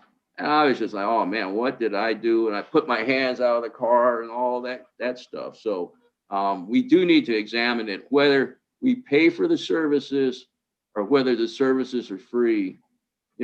We don't need to have them. We need to examine what benefit they serve to us, what kind of wellness we can do, or other alternative programs. And there's a lot of good comments about anti-racist training. I know, seems like an eternity ago that we told the superintendent to, what class was that, the anti-racism or anti-bias training we took? And we had this, we told the super. Ms. Anderson, yeah. And we told you to take it, and you said, well, you ought to take it with us, and we all took it together. But that just seems like so long ago now, where we were all in the room talking and in breakout groups and all that stuff. It was a good session. I would like to see, things like that woven into our practice development materials and days, and kind of, anti-racism is not just a class, it's a mindset, it's a way of life. It's going to take way beyond the lives, the lives of the people on this call to rid this world of the bias, the biases, the racist attitudes. And, for so many years, we did not see, and it did not go away. Racism did not rear its ugly heads, and we did not hear a lot about it. But obviously, it did not die. It was, it was inbred, it was underground, it was in the back room of bars and alleys or wherever it was. And then all it took was to emblazon some people. And then it just, and it's more often than not, it results in cowardly acts and cheap shots and little bits of hatred and bias whenever they can get it. But anyway, it's a good presentation. I have to admonish myself for meandering, and there was nobody to check me. And I do have some passion about this subject. So student board member, you. Hi, I just want to say, first of all, thank you for this presentation. It is so well done, so well researched, and so well presented. I am a student. I'm a student at Aragon right now. So I can say that we've seen ignorance in education and the stuff that are taught to students, and it's so normalized. I mean, it was just a couple years ago in 2013 where LGBT sex education was even legalized in UK. And that is just a glaring fact that there's so much education that's kind of just put to the side. And me growing up, I think now when this topic is being brought up, I realized I've never been in an English class where I've read a Asian American woman author. And I've never heard of an Asian American history leader or anything like that. And that is terrifying. That is so just like heartbreaking to me, because I realized that I've never really had someone like me that I've been able to look up to, that I have learned from my education, that we have talked about in class. And this representation is so important. And I just want to thank you for putting your foot forward and pushing for this education, not only for my future journey and my academic journey, but also future students and my little sister who is a little toddler right now, and hopefully she can go to school and she can learn about amazing heroes who just look like her. Thank you guys. Trustees Lees Dwyer. I just wanted to throw out one thing because you talked about recruitment, and I wanted to say that part of their plan it is going to address recruitment for this district and all districts by expanding the AP opportunities, by looking at offering more encouragement, more student opportunity. So I think that we need to be part of the future to be recruited, and by creating people who will be teachers, who will be administrators, who will be, helping kids get on that path. And I think that part of the presentation is very important. Thank you. Okay, well, we appreciate the presentation. We will take this up and start chewing on it. We're sure we're going to be talking more about this and hearing more reports. So anybody else wish to comment? Mr. Griffin, can I just make just a couple of comments? I think the board asked when we had the DLAC presentation, maybe a month and a half ago, for staff to come back with some thoughts about the DLAC recommendation. And so I suggest that perhaps one board meeting in the October timeframe, we look at the recommendations that came from this committee and DLAC, and either have a study session or a board agenda item that we would discuss what progress we've made. Dr. Black gives a report every year about our hiring practices. I'm hopeful that we have things that match the goals in terms of hiring that were outlined in the report today, and some of the other pieces that go there.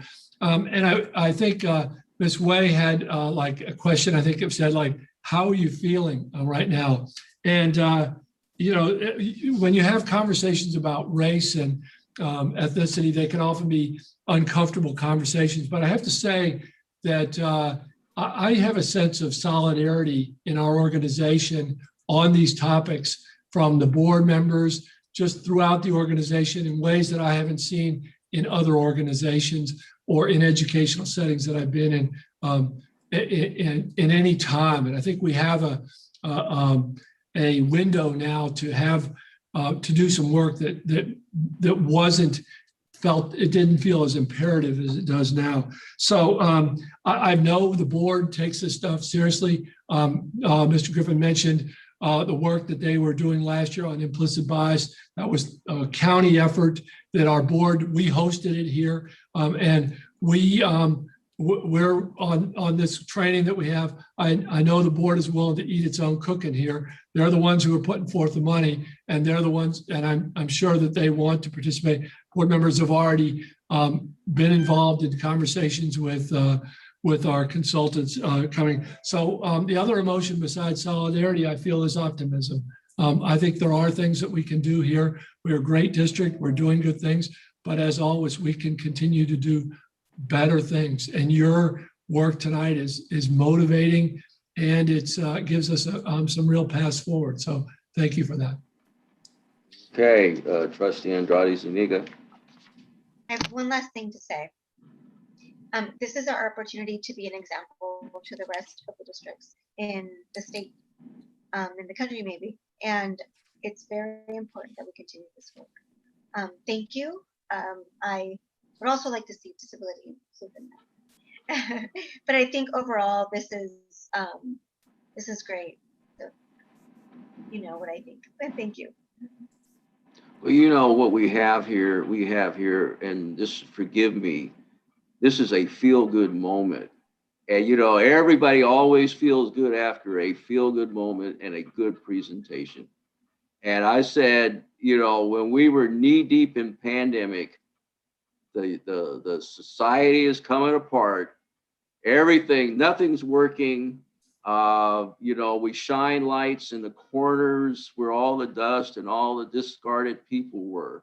And I said the proof was going to be when we come back, when some of us can escape back to what their normalcy is and leave and turn the lights off on the people in the corners, turn the lights off on the people that don't have housing and food, and they have minimum wage jobs, And we will see if when we throw our mask away and all run out in the street, we'll see if we continue this effort. It's a really important effort. And while I'm saying sort of in a sarcastic thing, sarcastic way, I've seen a lot of these kind of things. Every time something would happen, I just hope this is the one that finishes the job. So I really appreciate everybody's concern. I appreciate everybody's effort. And that thing behind me, and I don't think I told everybody, that is a picture of Harlem in the 30s. And that is Black people going to vote. And one of the things I'm very concerned about in this country, not just about Black people voting, is voter suppression and making sure that people have a say-so. And we're seeing that, the states are changing their laws as quick as they can. So I just hope that we continue to keep the vote out there. So anyway, now we're really getting off track. So appreciate everybody's effort. We're going to move on to L2, construction update. Thank you very much. I'm going to turn this item over to Mr. Hawkins. One of the most important things we do is spend taxpayers' dollars, and a big portion of that is through the bond funds here. And so we owe it to the public to do a presentation, fairly often on this topic. So I'm going to turn this over to you, Mr. Hawkins. Thank you, Superintendent Skelly. So we're in a transition in terms of the district's general obligation bond programs. This year, we will see the last major project of Measure O, which is the new Peninsula High School being completed, and students have moved in to that site. And we also see the first major projects of Measure L moving forward, and those being the sports complexes at Cappuccino and Mills High School. And so I thought it would be a good time to go over just a quick update on the projects that are just completed, and really getting into what the next 10 years of the bond program is going to look like, focusing on the projects that are coming up in the next few years that are either in construction or in detailed development. So with that, I would introduce Todd Lee from Greystone West, our construction management group, who's going to bring the board through a presentation on the capital facilities program. Todd? Thank you, Mr. Hawkins. I'll move through this quickly and hopefully have a little time for questions at the end. Next slide, please. So we'll move through what's in design, construction, and then a look into the future for Measure L projects. Next slide, please. So currently in design, the long-awaited transite panel projects at Aragon, Hillsdale, and Mills High Schools. And for those of you who don't know, these are encapsulating the transite, which is asbestos-containing cement panels that make up the exterior skin at those three campuses. It's been a project near and dear to the hearts of our Citizens Oversight Committee for going on 10 years now. And so we're finally getting these moving forward. Those are currently in programming and schematic designs will probably come back to you in August. HVAC and re-roofing of Burlingame High School Building A. COVID protocols instigated. It's on the fast track. We're in design development now. This will be a summer 2022 project. District-wide PA replacement. This is not only public address, but also paging and intercom systems. Currently in program, also be a 2022 project. Replacement of a domestic water line at Hillsdale High School. Those of you who have never had the pleasure of being in the tunnels under the school would never know it's there, but it's original to the construction and long outlived its useful life. Also summer 2022. A couple of summer 2021 projects is the San Mateo Music Building HVAC.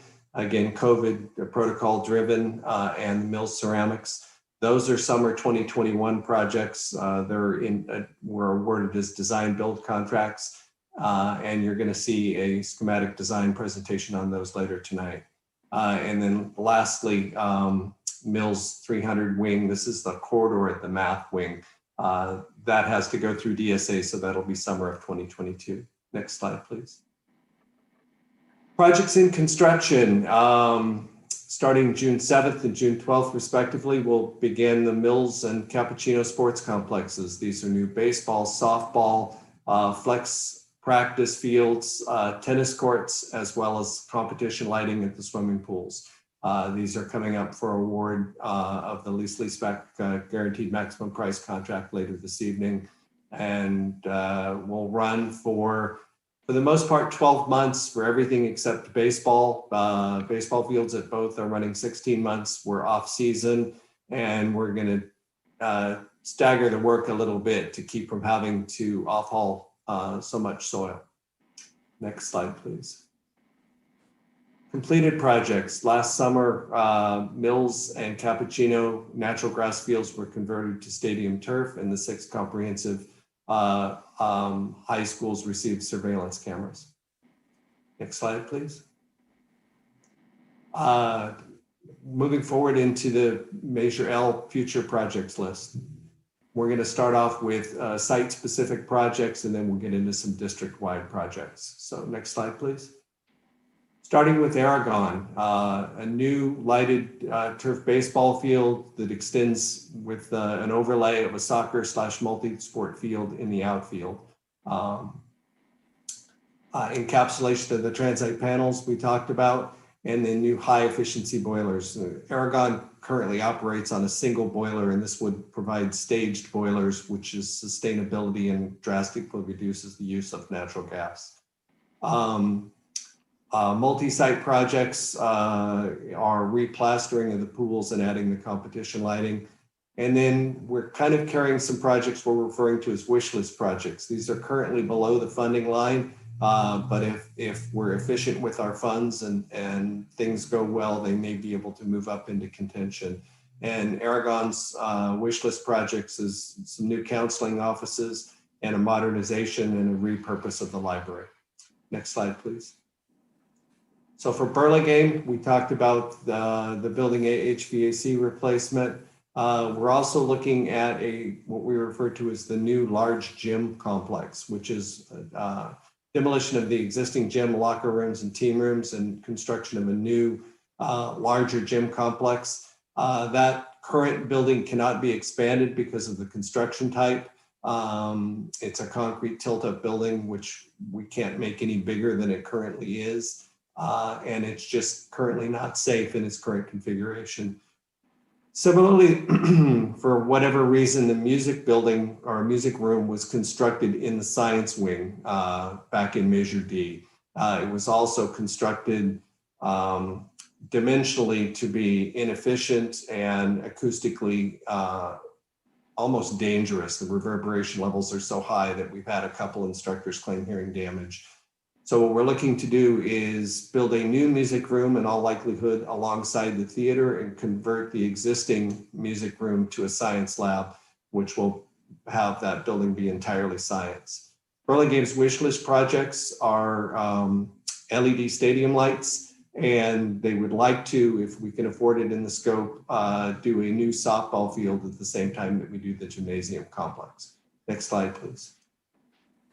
Cappuccino got their stadium turf conversion in summer of 2020. The sports complex is getting ready to start. That is a huge project. Other project on the list is renovation of the administrative area. If you're familiar with the site, there's an odd breezeway and conference room kind of across from the main administrative area, and they'd like to convert that to a health and wellness center. And again, their wish list project is modernizing and repurposing the library space. Next slide, please. Hillsdale High School, transite panels, upgrade of the classroom technology. We're looking at, I don't know if, how many of you have seen the alternative high school, but we've got an audio visual system in there that's quite impressive with dual 80-inch touchscreen monitors tied into an audio system. pretty state-of-the-art, and Hillsdale's looking at doing something along those lines. The domestic water line we talked about. There's also in Measure M, there was a green building classroom. It was part of a CTE grant that was done probably 2012, and the program didn't last. So I'd like to convert that to a different purpose. And then something we're looking at for summer of 22, brought about kind of by the COVID protocols that we had, was the cafeteria acoustics have proven less than adequate, and they'd like to upgrade the AV system. Multi-site projects there is, again, replastering the pool and competition lighting, and then their wish list is the modernization and repurpose of the library. Next slide, please. For Mills, stadium turf conversion from 2020, the sports complex, new HVAC system at the ceramics classroom, encapsulation of the transite panels. And they've had some kind of intermittent need for gender neutral toilet rooms. I think they're okay at the moment, but we're going to monitor that with the staff there. And if needed, we will likely convert some existing restrooms to gender neutral. Again, wish list is the library space. Next slide, please. At San Mateo, similar to Burlingame, this is the old small gym that's back by the basketball courts. It's undersized and outdated, and we're looking at doing a replacement of that. We've also got some HVAC work. The boilers and the chillers are coming to the end of their useful life, and there are far more energy efficient options available for that. At the same time we do that, we'll do some roof replacements. And then one that's been on their wish list for a while is a new press box that allows roof access for filming of football games. And then their wish list project is modernizing the culinary arts building. Ms. Shu and I have had some discussions about pursuing a CTE grant for that work. So hopefully we can bring that to fruition. Next slide, please. So now we'll move into district-wide projects. The district's fire alarm systems have been installed over the last 20 years under, I think it's 4 code adoptions. A lot of the systems are no longer serviceable. There are parts that have to be bought as remanufactured. And so it's kind of a 25-year re-benchmark. All of the cabling and wiring will stay in place. It's likely new devices and new panels. It'll be consistent and serviceable across the district, and no more having fire alarms that don't ring in certain areas of the buildings. Public address and paging systems, similarly, standard was established in Measure D. It was 20-year-old technology at the time it was established, and now it's 50-year-old technology. So we're looking at systems that are digital, that have the ability to page to telephone books for lockdowns, et cetera. There's also signaling systems with that where there are lights on the systems that you can flash a red light or to signal a lockdown, and other kind of under the radar ways to communicate with the classrooms.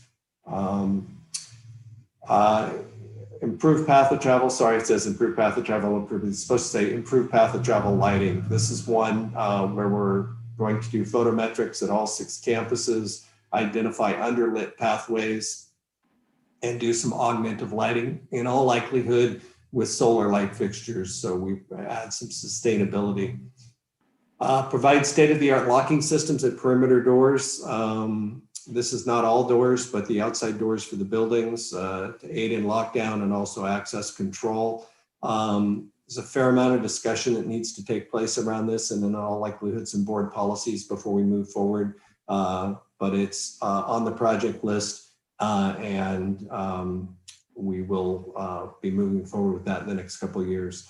And then toward the end of the bond, we're looking at upgrading technology and finishes in the classrooms, including bandwidth improvements.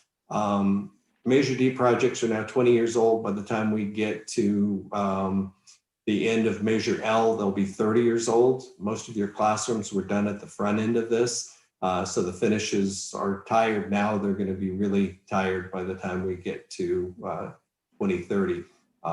So we'll see a little bit more about that as we move forward into the next slides. Next slide, please. I won't run through all these. This is just a listing of budgets by project. Next slide.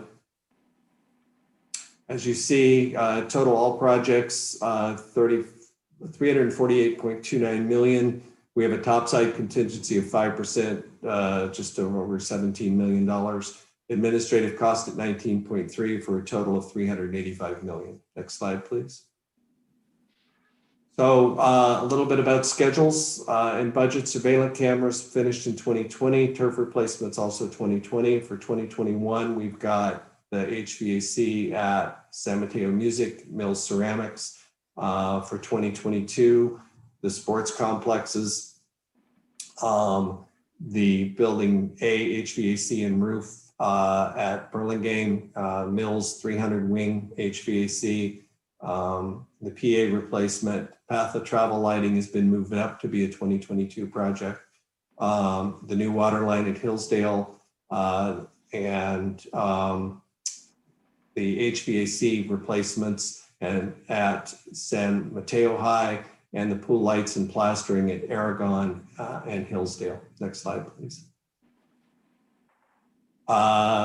Acoustical improvements and audiovisual improvements at the cafeteria at Hillsdale High School is a 2022. Moving into 2023, the state-of-the-art locking systems, the fire alarm replacement.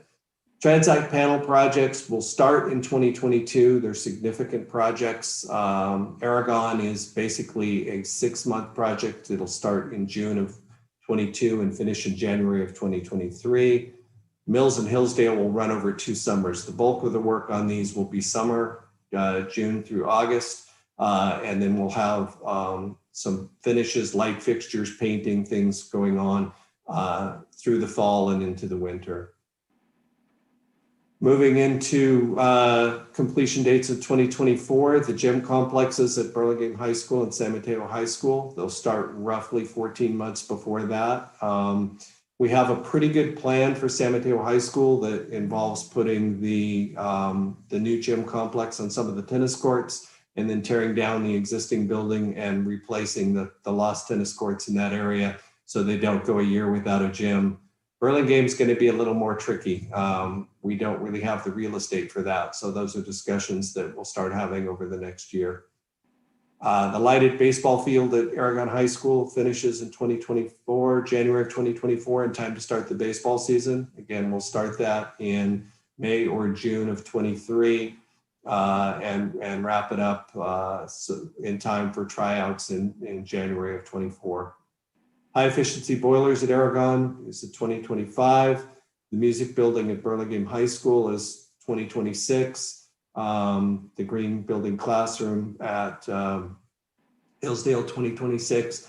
Once we finish with the new music building, we can convert the old music building into science. That'll be 2027. Next slide, please.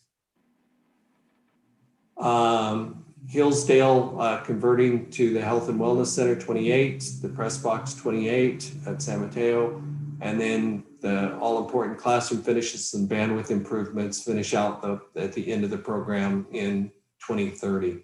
Seems like forever, but it'll be here before we know it. Next slide, please. Couple of finished pictures. This is the CAP Stadium Turf Replacement Project. Next slide, please. This is the Mills Stadium Turf Replacement Project, both photographed from the bleachers. Next slide, please. Surveillance cameras. There's roughly 26 cameras per campus. We've had good reports on how this has been working so far. San Mateo's decided to augment theirs. We're installing a few more this summer at that site. Next slide, please. The new Peninsula Alternative High School, for those of you who haven't seen it, it's quite the place. A lot of building on a fairly small campus. If you'll notice all of the ramp work that you see there and all of the railings, those are because the Division of State Architect required that we raise the building 6 feet off the ground to accommodate a new floodplain change. Probably, if not the most difficult, pretty close to it project of my career. It's amazing how that change and trying to install utilities and footings and stuff in an even more three-dimensional aspect created a number of head scratchers. So glad to have that one behind us. Next slide, please. Another shot of from the street of Peninsula High School. You can see the parking lot entrance there on the right. And again, you can see that all of the ramps and railings and evident that the building is 6 feet above the ground. So when the flood comes and everybody needs a place to go, it's Peninsula High School. Next slide, please. A rendering of the Cappuccino Sports Complex. You can see there on the top right, that is the softball field, and it's also a softball practice field with a flex field overlay over the top, all of it lit. On the lower right, the baseball field, also with sports lighting. The tennis courts, 2 of the courts are lit. And then that little off to the far left is an under 10 or practice area for JV or other activities, also lit. In addition, we're putting in competition lighting at the swimming pool. Next slide, please. Similar scope at Mills, a lot more complex project because of elevation changes. At the bottom of the screen, you see the baseball field. In the location of the lower field. Tennis courts are at staggered elevations. We have retaining as high as 14 feet on this project. I think it's around 12,000 yards of dirt that needs to be moved. We got thrown a bit of a curveball with DSA requiring emergency vehicle access all the way to home plate on this project. So we got sufficiently into our design and had to kind of do a reboot to accommodate that. Up to the top of the right, again, it's a softball practice or a JV overlaid with a flex field. Next slide, please. And hopefully that wasn't too fast for you. I know it was a lot to cover, but I'm happy to take questions. Board have any questions? Good presentation. No questions. I think that was the same presentation, more or less, that was at the COC, correct? Yes, sir. Okay, well, thank you for the presentation. We look forward to, and one thing we used to do when you talked about a tour, you probably ought to find 2 errant trustees who've never been out there to see some of this construction and offer them a ride on the little bus whenever you mobilize the bus. Yes, sir. We've done that in the past. I know Trustee Lees Dwyer has been on the yellow school bus for a few of the tours, and I believe Trustee Hanley has as well. Oh, I have too. I mean, we were sitting there throwing baseballs at the transite panels, weren't we? But yeah, it's I'm anxious to get back to normal. Yeah. If it's an accessible bus, I'll join. It is. Yes, ma'am. The Lees Dwyer. I'm on. Okay. I just had a quick question because I've been out at Peninsula and for some reason I remember the picture of it before it became above the flood school that was more colorful, that it looked more like a school, and it was, I don't know, it just seemed like there was more color. Did the colors change when the elevation occurred? The design changed. So I guess that's my question. The design changed. I think one of the things that, and this has been a pretty typical comment that we've had, is you're seeing all the concrete that's the pedestal that the building is sitting on, and the greenery hasn't had a chance to establish yet. there's a number of planters up against the buildings, and as the landscaping starts to grow in, it'll soften, I think, things considerably. I don't believe, we probably had some renderings that had some color, but typically final color selections don't take place till well into construction. So, and I stay away from color. I leave those choices to people with far better eyes than mine. I am really hoping that the school has some plans to add some color to it, because it's very industrial looking, and as compared to our other schools, it just seems, as compared to their old school even, it yeah, it could use like some oomph, some color. So hopefully there'll be a plan for that. So Trustee Hanley.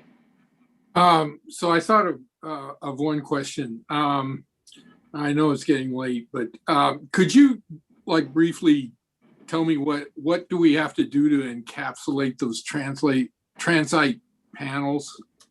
What does that mean? Do we wrap them in lead or? No, well, first of all, I should probably say transite is typically not friable. In order for the asbestos to escape, you have to crush it, grind it, or sand it, none of which we plan on doing.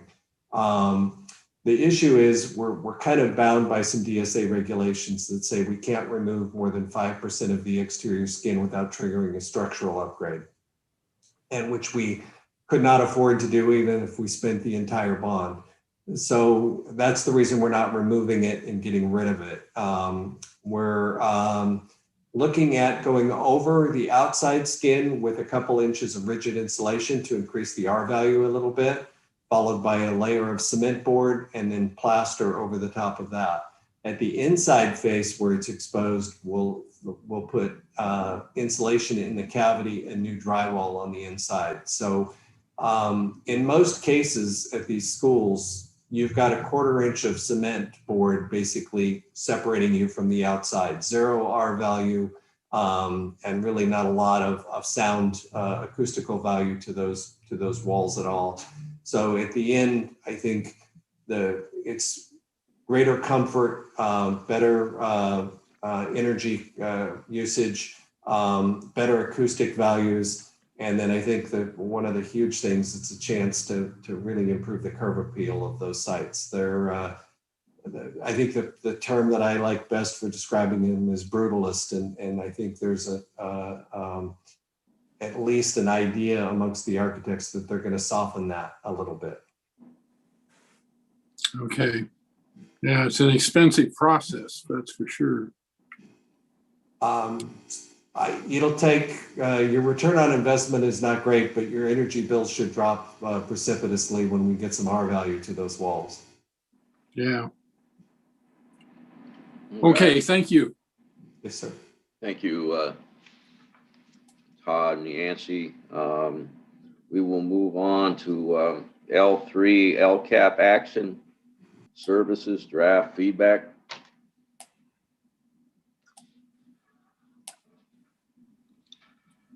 All right, Mr. Simmons is here to take this one. We're gonna tag team on some of the presentations just out of efficiency because we know it's getting late. Good evening, trustees, cabinet. I'm gonna go fast because I know it's getting late and there's more to come. So next slide, please. This is a quick overview of the presentation. I'm gonna cut to the chase, just talk about the actions and services and not sort of a visitation of the goals. But basically, next slide, please. Next slide, please.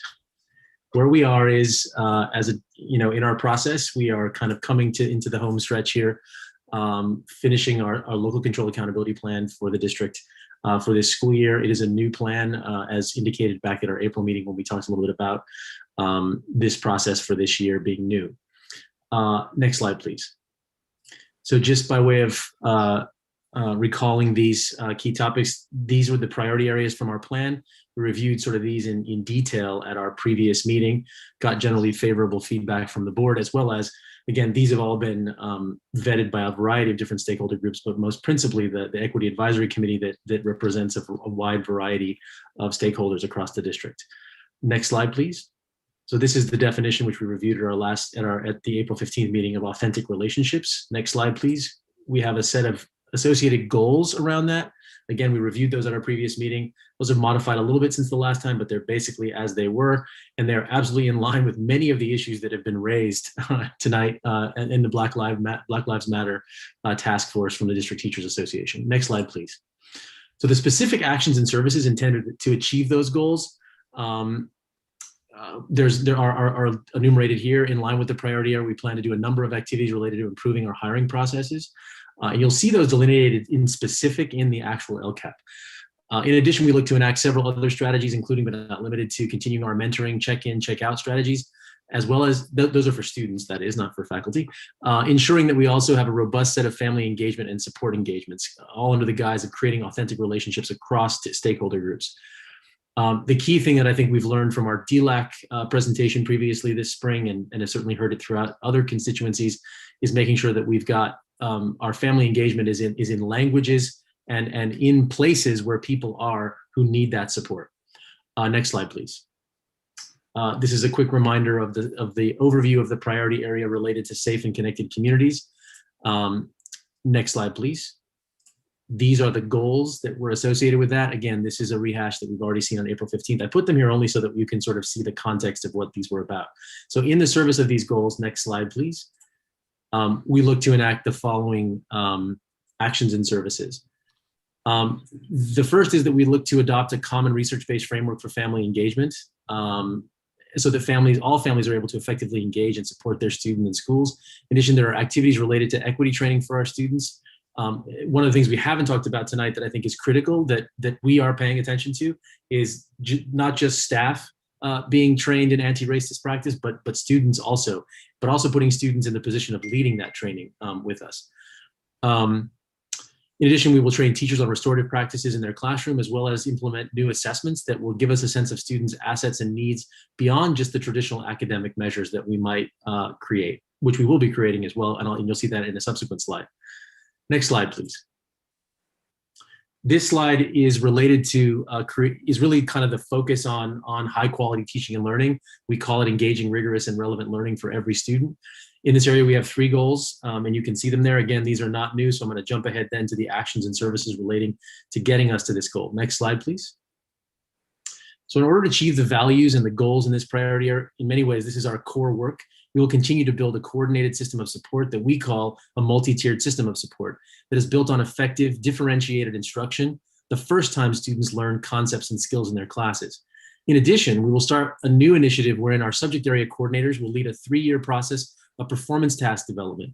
While some departments are in different states of readiness for this work, we look to ensure that each of them proceed at a pace and in development in ways that leverage the current resources we have, but also pushes them to think anew about what students need to do to demonstrate skill mastery in their respective content areas. And finally, we will continue to evolve our work related to college and career readiness for all of our students, as well as implementation of our support strategies like AVID for college readiness. Next slide, please. So this is the final priority area in our new LCAP. And this is really related to the continuous improvement of our staff. I'm going to review so next slide, please. Oh, sorry, I meant to say next slide already. Sorry, I'm looking at this screen and it's over here. So this final one is about ensuring that we have high quality staff and that they get support throughout their experience with us or their work with us. Next slide, please. Now, these are the goals that are consistent with this particular priority area. And again, we reviewed these at our previous meeting, so I'm going to move us now to the next slide, please. So the actions and services related to supporting and empowering our staff, we're looking to enact actually the following things. We're going to contract with our external partners, which we've discussed at length a little bit tonight, Shane Saphir and Joe Truss, on anti-racist culturally responsive practices in both teaching and interaction throughout our organization. We're going to continue to work to ensure equitable grading practices across the district. That is work that was really initiated this year. We're going to put in place and implement a set of collaborative monitoring protocols whereby site administrators and teachers monitor the implementation of our key best practices across the district. We also look to continue to implement the coaching program as well as the new teacher induction program. And so this is also covered in our LCAP. And finally, we have we will have a set of activities related to supporting our staff of color to ensure that they feel and are supported by our organization. So it's one thing that I think we've spoken about importantly in this meeting has been the pipeline and making sure we get folks on the bus, but we want to also make sure they stay on the bus. And so we want to make sure that we're creating some opportunities for faculty of color in affinity groups to feel supported by our organization. Next slide, please. One of the last pieces of the LCAP sort of calls out in particular is for the district to tell its stakeholders about what it's doing in specific to support what they call increase and improved services for what they call unduplicated pupils, we call historically underserved groups of students. And so in particular, we will this year and will in future years, as we have in the past, invest 20.4 full-time equivalent teachers across, it says sections, but it actually should say FTE, across the school sites. That includes things like our guided studies program, our math and language arts intervention classes, as well as our academic language development classes. In addition, we will continue to provide designated English language development in our mainstream classes. We will continue to have a hotspot loaner program for our historically underserved groups of students. We will also fund some of the AVID program out of this funding. We will also continue to invest in our EL specialists. So that's a classified staff person at every site who helps our certificated staff monitor the progress of our English learners. We will continue to invest in our family engagement coordinators. That funding also comes out of these resources, what's called our supplemental grant. And lastly, we will continue to have an after-school program, but we've taken to heart both the feedback from the board, but also other stakeholders that our after-school tutoring regime needs a refresh at best. And so we're really thinking, we're convening some stakeholders this coming week, as well as during the summer, to do a rethink of our after-school, what we would call our homework center program, so that it really addresses the needs of students that it needs to address. And with that, next slide, please. Dr. Kempke and I are happy to answer questions as you have them and receive feedback. Trustee Hanley. So this sounds good in general. What I'm looking for more is the exact metrics of how we're going to be accountable for this, and particularly around, I guess, what it is, goal 3, the rigorous learning,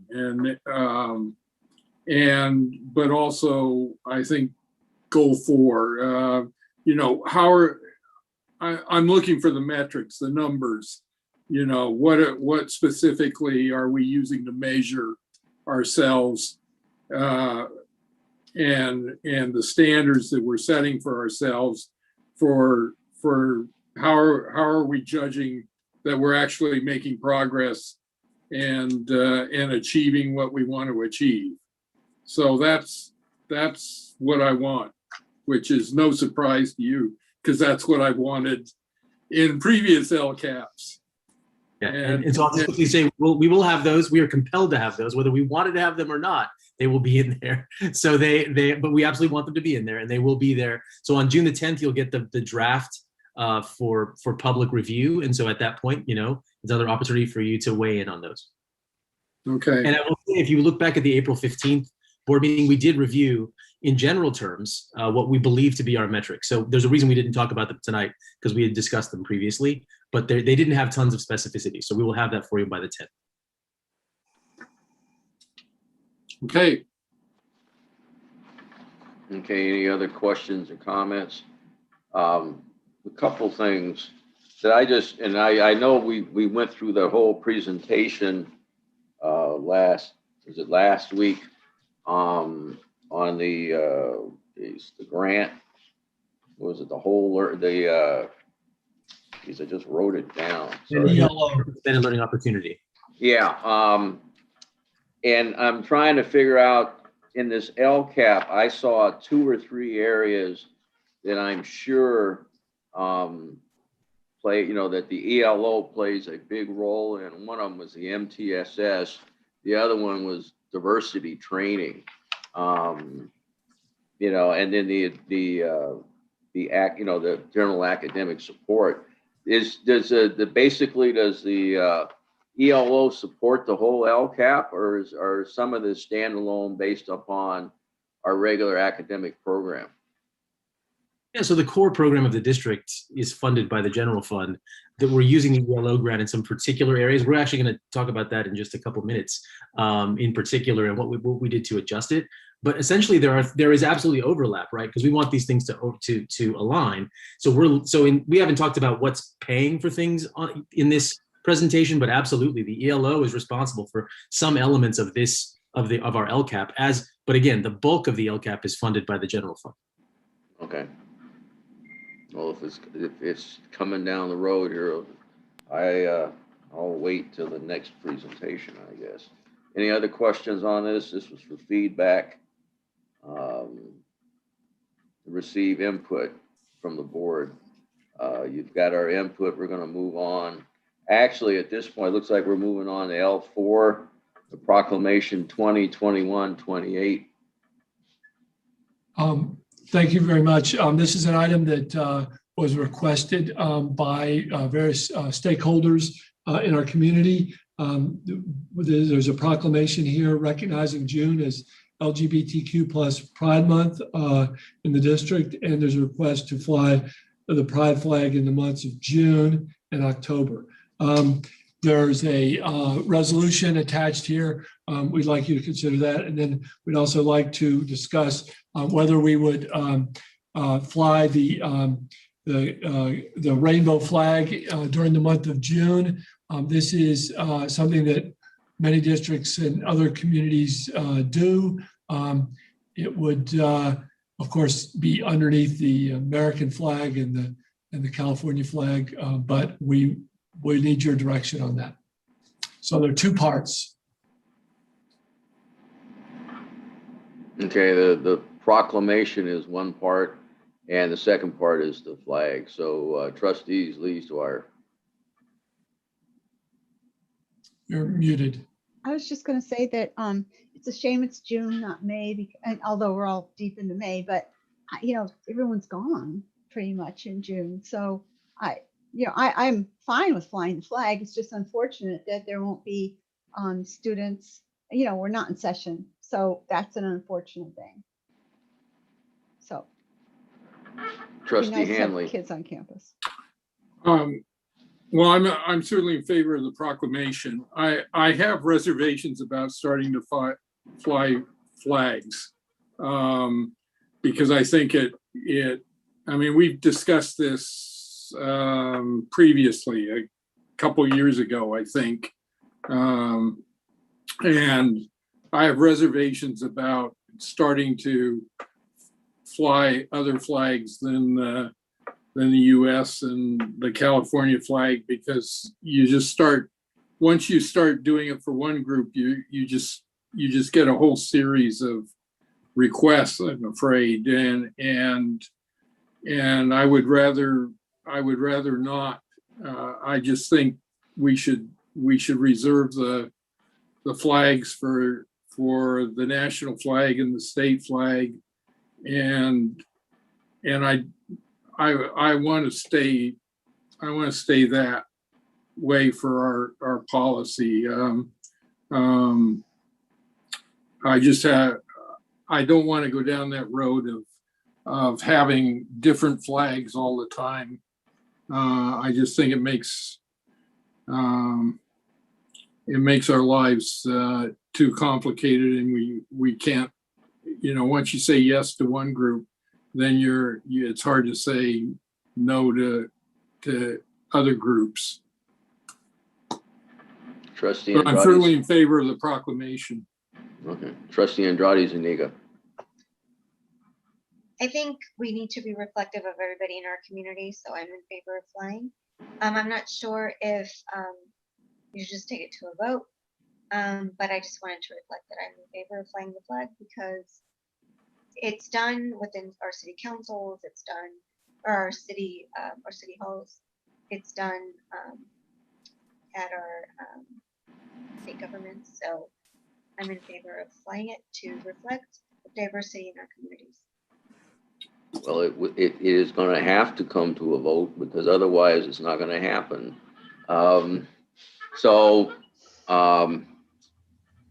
let's see, it's just the four of us. In this case, I'm very much in favor of the proclamation. I am not, and it's not because the group or anything. I am just not generally in favor of having flags that aren't that aren't either the flag of the United States or the flag of the California Bear Republic flying over our school district. Now, I know a lot of other people do a lot of other things, and I'm kind of like I salute the flag. I stand at attention. I do a lot of stuff, and I am afraid that if we give one, and it's not, I'm afraid, if we give one group recognition by flying a flag, we will have to give every group recognition by flying the flag, or we will be hard pressed to defend a decision. And I don't see it playing out well. I mean, I see we could probably get by and maybe not have anything happen this year or next year, but I can see eventually it not playing out well because of the politics of people, or the politics or the organization, or somebody saying that we demand the right to do this also. So if we want to break it up, we have two actions before us. One is on the proclamation. Is there a motion? I still have a comment. Oh, I'm sorry. I couldn't tell your hand was. Oh, my hand. Well, is it's up. I mean, it never went down, I don't think. No, it went down and then I put it Okay. back up. Well, I don't think we should not fly a flag because we're afraid someone else might want to fly a flag. So we're going to deny them the flag so that just in case someone else comes along and wants to fly a flag, I think we should be able to make a determination. And we're not personally going out and putting that flag up and down every day, so it's no job. We flew the flag of Italy under the flag of the United States on my family farm forever because, we were Italian, and no one ever came down the lane and said, we want to put up another flag. So I know we're a more public organization, but I don't want to say no to them because we're afraid someone else is going to ask. I really don't go with the logic. And the proclamation, I think on its own is kind of hollow for not willing to fly the flag. So that's just my opinion. But Okay. it's like, what did we just say though? Like we just said that we're working towards equity and all that stuff. Mhm. So if we're afraid because some other group's gonna say we're not being true to what we just said. Okay. Equity. So sorry. Would you fly the stars and bars over the district office? Sorry, I didn't hear you. It just froze. Would you fly the stars and bars over the district office? Well, all of this would be dependent on what it meant for the community. And if it meant somebody being racist or somebody being disrespectful towards any group, no, I wouldn't. Because that does not reflect our commitment to equity and our commitment to respecting and protecting the different communities in our district. So that's what I would say no to. But if it's something that is inclusive or that's building community, that's totally different too. And then I would say yes. Trustee Hanley, is that a fresh hand up, or is that the No, old? it's not a fresh hand. The thing when I look and I'm not gonna die on this hill at 9:45 at night, but when I look at board policy, you have to look at, will it stand the test of time? Will it serve the district well into the future? If you have a different board and they have different views on life, and it's not, or on equity, on politics, or on anything, you know, I think we're the only thing I'm saying is, I didn't say any one group. I said, only thing we fly is the flags, you know, the flag of the state of California and the flag of the United States. I left everybody out. The Christian flag, the stars and bars, you know, the Raiders flag, the 49ers flag, the giant pennant, all of that. So is that a It's fresh comment, hand. trustee? Yeah, it's a fresh hand. Okay. I want to try again. If our students weren't home studying for their finals and they came here tonight and said, we're your students, you support us, you support our organization, you support our lives, and you'll make a proclamation, but you won't fly our flag. What would you say to them? Well, kids, you know, we're afraid someone else might come up with a flag that we don't want to fly. They're our students. And I agree with Ligia, because everything we heard tonight is about equity. And I think we need to think about where we are now and where we're trying to go. Well, you don't have to fly a flag to have equity and support equity. Flags are different in my mind. And you know, okay. We need to move on. I'll make a motion. I move approval. I move approval of approval of what? I move approval of the proclamation and the flag. I second. No, well, I make a substitute motion to approve the proclamation only. Okay, so somebody's gonna have to, is a substitute take out, you know, I'm like. Substitute takes out the original. Okay, so is there a second on the substitute? Now, what was you broke it into two, Peter? Is that what you just said? No, I just made a substitute motion to approve the proclamation only. Okay, I'll second Peter's motion. And we'll do roll call. Trustee Andrade Zuniga. No, it's to, I'm sorry, can you clarify what the vote is for? So we're voting on the proclamation, I believe. The proclamation, yes. Trustee Lees Dwyer. I vote to approve the proclamation. Trustee Hanley. Yes. Okay, I'll vote yes. So we will approve the proclamation. Is there another motion? I move that we approve the flying of the flag. And I will second. Okay, we have a motion by Trustee Lees Dwyer and a motion by Trustee Andrade Zuniga.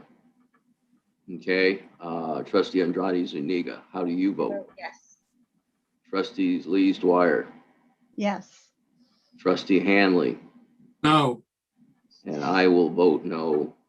Where and is motion. Greg? Somebody get Greg out of the grave. He's probably watching, laughing at what a deal this turned into. I mean, what we're doing, and I voted no. To me, what we're talking about there is policy and not the support of the proclamation, not the support of equity. And I don't think anybody who wants to, you know, to me, I think the people who voted against it still believe in equity and strongly believe in the need for change. So that's where it is. So go ahead.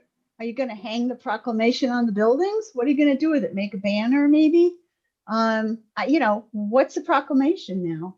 It's just a piece of paper. So let's make a banner or let's do something with it, because otherwise we haven't done anything but put a piece of paper in our minutes. We had employees, and Trustee Lees Dwyer, you know, I value your input and your support. You know, we got employee appreciations that are pieces of paper. We got teacher appreciations that are pieces of paper. We have graduation diplomas that are pieces of paper. That's a very valid point, Ms. I President Griffin. mean, the thing, and certainly not to, an action is a commitment on the board part. And we have always, like when we pass a proclamation, it becomes part of the official record of the district. And people take a position on it. We, generally, and I don't know, I guess, have we been flying the flag? The American flag, yes. No, the LGBT. We have not in the past, no. Have I'm we aware. had proclamations before? On this topic, in October, we had something that was history, LGBTQ history month. I believe that was on the agenda. Did we fly a flag? No, we didn't. We passed a proclamation though. Okay, well, I guess we've passed a proclamation. We haven't, and if we want to talk about how we honor and celebrate, everybody who asked us, or for every proclamation, I think we legitimately support a whole bunch of causes and a whole bunch of issues. And I don't know that we have a lot of ask beyond that. So it's 9:53 if we want. Can we move on to the next? Yeah, I was about to say. has her hand up, or does she not? Sorry, Trustee Andrade Zuniga, go ahead. Well, I just want to say it's about representation and what we're saying to our students. We have a lot of students in our district that are from this community, and we're supposed to be protecting and supporting our students as well. Just like what Linda said, I mean, what are we going to tell our students? We passed a proclamation supporting them. But the proclamation is flown in the. Why would our city councils do it and support our communities if I don't know. I don't know. Time to move on. Right. Yeah. Time to move on. Okay. Hold on, let me find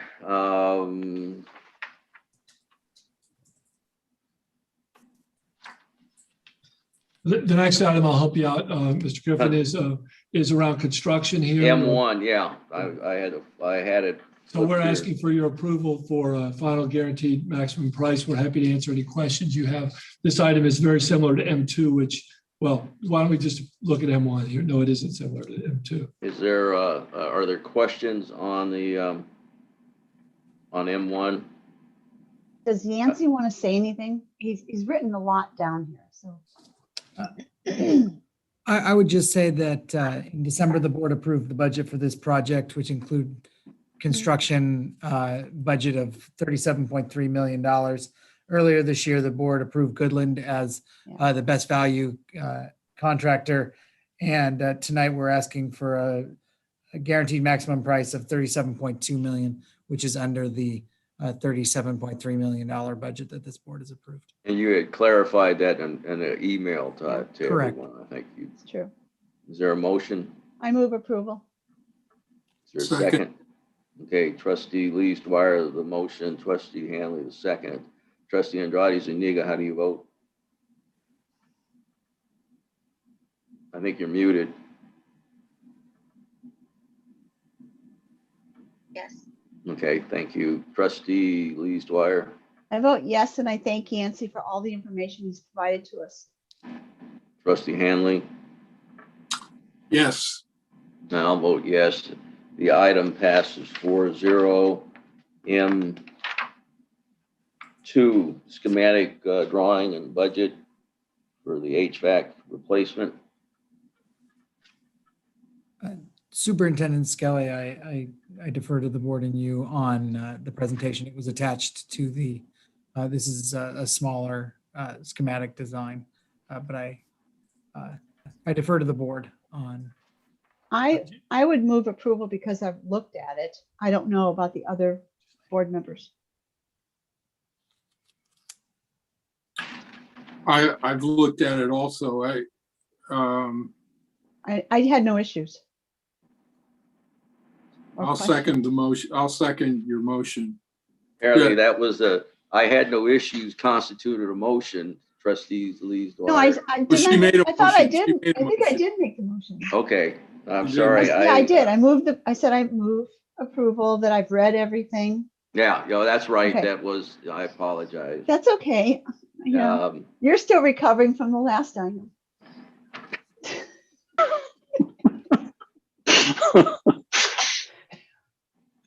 Okay, and trustee Hanley was the second. Trustee Andrade Zuniga, how do you vote? I vote yes.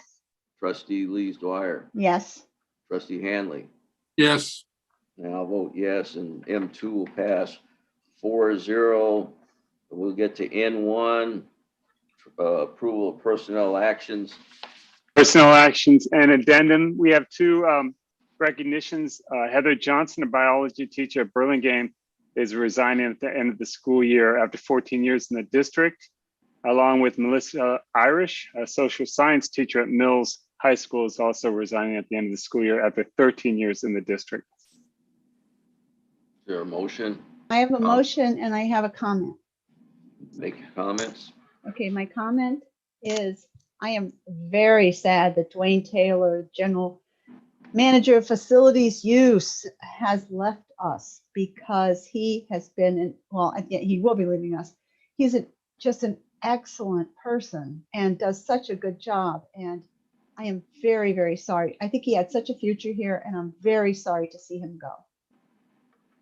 Yes, we all are. Now he's made a somewhat of a promise to me and Kevin that he's going to come back. So he's just going to go experience some work in the tech industry, but he does want to get back into public service. So I let him know the door's open. I could draft a contract for you. Okay. I move approve the agenda. Okay, who has a second? I'll second it. Okay, trustees Lees Dwyer with the motion, trustee Hanley with the second, trustee Andrade Zuniga, how do you vote? I vote yes. Trustee Lees Dwyer. I vote yes. Trustee Hanley. Yes. I'll vote yes, and N1 passes 4-0. N2 is pulled. N3, approval of revised 2021 salary schedule. We have a slight change for the non-certificated, non-union adult school instructor rate from $40 to $50 an hour to match our comparison adult schools in the Bay Area. Yeah, that was it. That's all the change, yes. Is there a motion? I move approval. I'll second. Okay, trustees Lees Dwyer with the motion, trustee Hanley with the second, trustee Andrade Zuniga, how do you vote? I vote yes. Trustee Lees Dwyer. Yes. Trustee Hanley. Yes. Trustee Griffin, I will vote yes. Motion passes 4-0. And then N4. The restorative practices coordinator job description. This will be right now at Cappuccino High School, one release period paid for out of the ELO grant. And then it might be adopted at other schools, but right now it's a release period at Cappuccino High School for the 21-22 school year. Does anybody have any questions or comments? I move approval. I think it's a really good idea. Okay. I'll second. We got a motion and a second. Trustees Lees Dwyer, how do you vote? Yes. Trustee Andrade Zuniga. I vote yes. Trustee Hanley. Yes. I'll vote yes. The motion passes 4-0. My only comment was that it's going to be difficult to fill the position with the experience requirements, but I wish you well. You know, I mean, that's just, an observation. So 01, the approval of the expanded learning opportunity grant. I have a question. Yes. Okay, I'm looking at, I was I have a question on the presentation. There's just a few slides, but the updates from last meeting has the anti-racist training staff is based on input from students, families, and the grand jury report. Then you go down to totals for each area, and I don't see the funding for that particular item listed. There's staff training on strategies to engage students and families in addressing social. We'll put up the slides. Emotional health.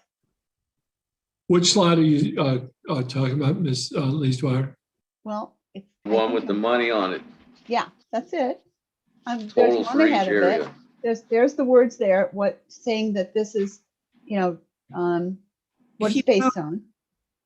If you go a few slides forward, we'll show you how the money is being changed. I think what's unclear is that the anti-racist training is included in that staff training line. That's encompassing all the different kinds of staff training. Unfortunately, we omitted that key terminology in there, but it does include that training. So if you look at the actual proposal or the actual application to the state, the anti-racist training is delineated there, as delineated previously. Sorry, it was not a purposeful omission. We in our editing, we edited that out. I'm sorry. So does that mean that what you put down on to engage staff training, to engage students and families in addressing social and emotional health and academic needs is additional training to the anti-racist training? It's separate from it, correct. There were two sets of training in our previous presentation related to staff training. There was two different kinds of training. One was to support, and this was a much smaller amount. It was literally like, I think it was something like $60,000 total to support that kind of training, the training that's listed there. And above that is the anti-racist training. So the entire package of professional learning is all in this one line. Because the anti-racist said 1.7. So the 62 is for the health and academic needs, and Correct. the 1.7 is for. Because it was about 2 million at our last meeting, and we've taken that down to 1.7. Okay, and that's the item that I did request a breakdown on, which I think I'm going to be getting, or where the board is going to receive on Correct. what that 1.7, how that's going to break down, and what everything that's going to be paid out of those funds. Right. But just to be clear, right, if we were to back up those two slides before, the vast majority of that training is staff time. Like the contract. So just by way of so last summer we spent $1.3 million on professional development, training our teachers. That was 20 hours per teacher last summer. So that just gives you a sense of the scale. When we train 500 people at 20 hours of training off the clock, if you will, it's $1.3 million like that.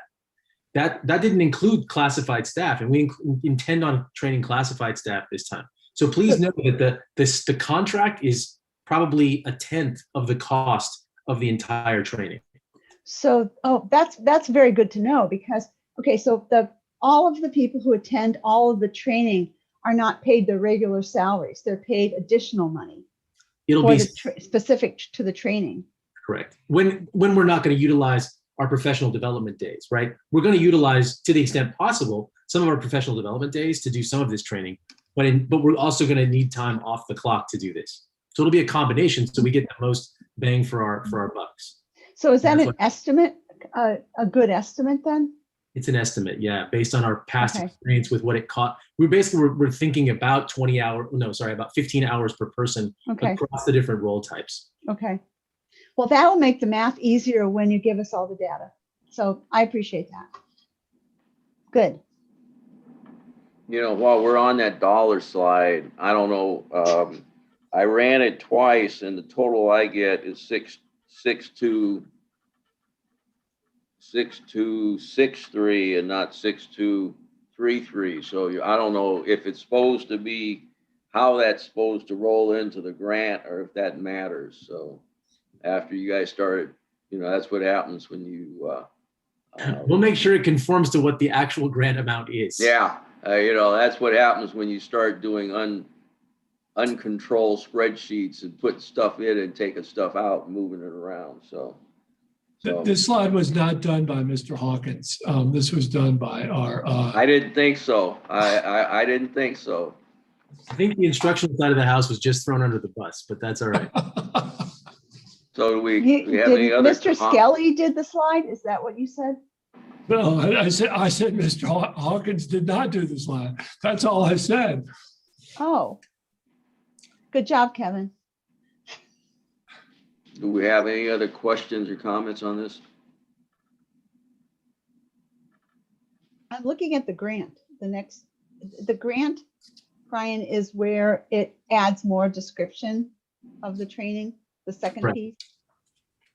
So I'm just trying to find where that section, the section that I'm concerned about is in this. I couldn't find it earlier.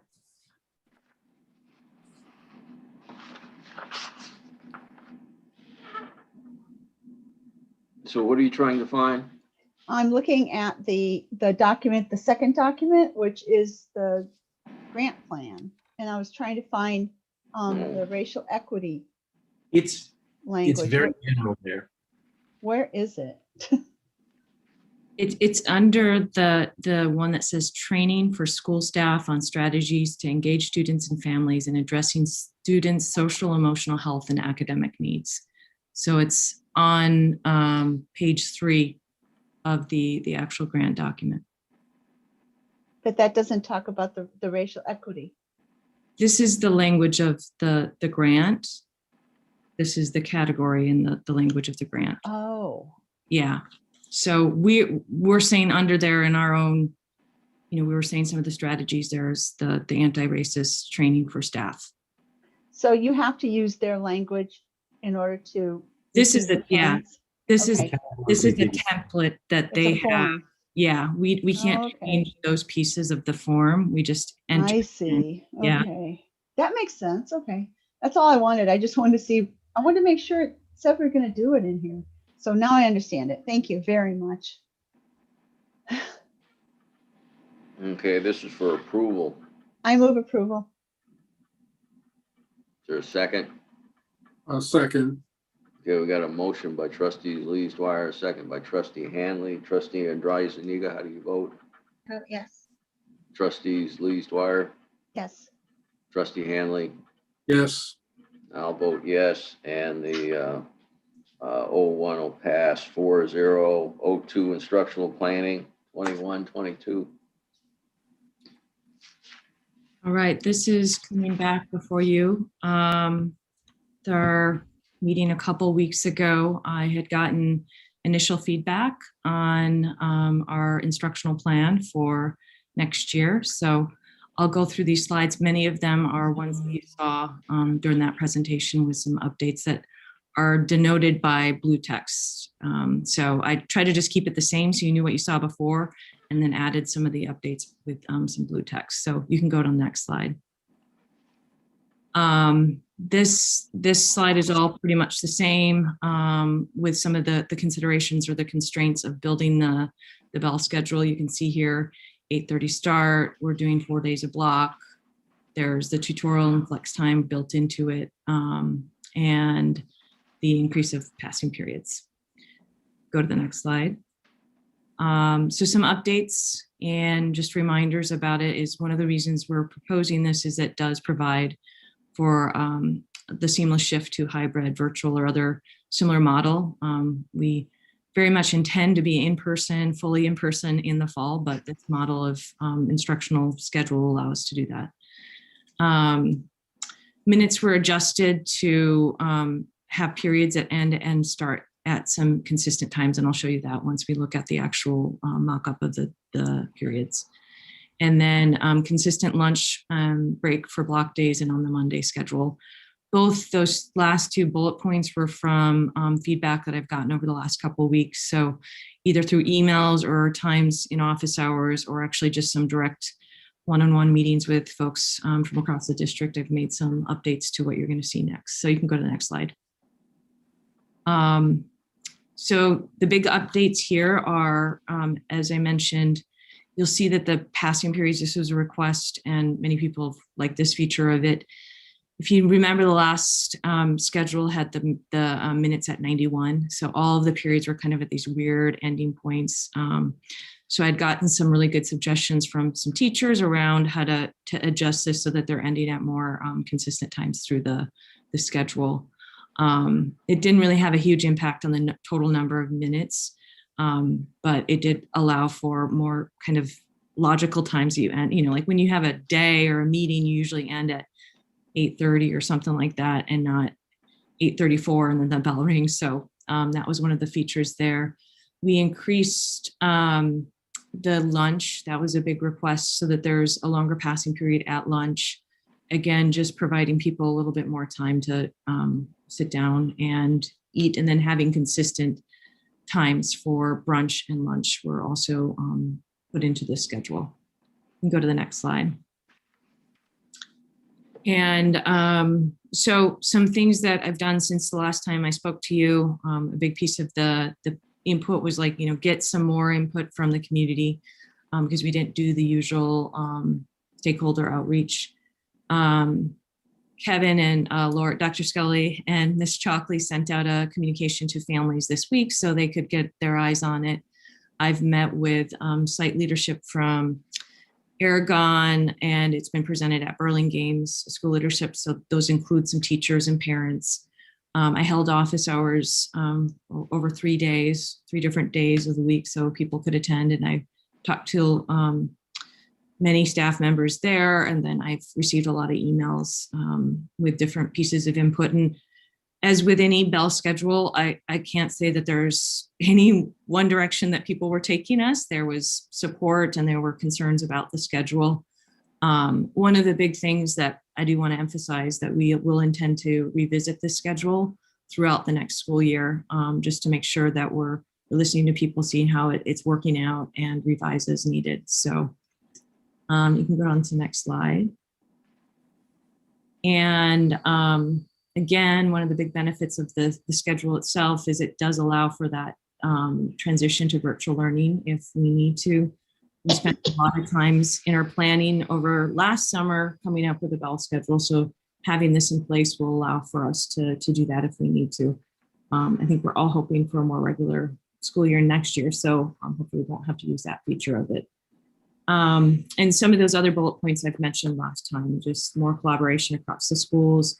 And many of these did come up as kind of confirmed in my conversations with folks, that more opportunities for teacher collaboration, the balance of homework. I heard that from students.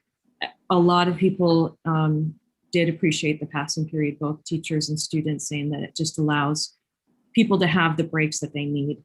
5 minutes, for a classroom teacher, 5 minutes to go to the bathroom and take care of their needs between classes is often kind of a stressful thing. So, and then there's embedded support for students through tutorial flex time, and then Hillsdale will continue with their advisory model. Go to the next slide. Again, these are some of the ones that I covered before around the benefits of this model. Is it's consistency for families that have students at multiple schools. The block schedule has been in place in many schools for a very long time, and it does allow for kind of more in-depth discussion and those types of things.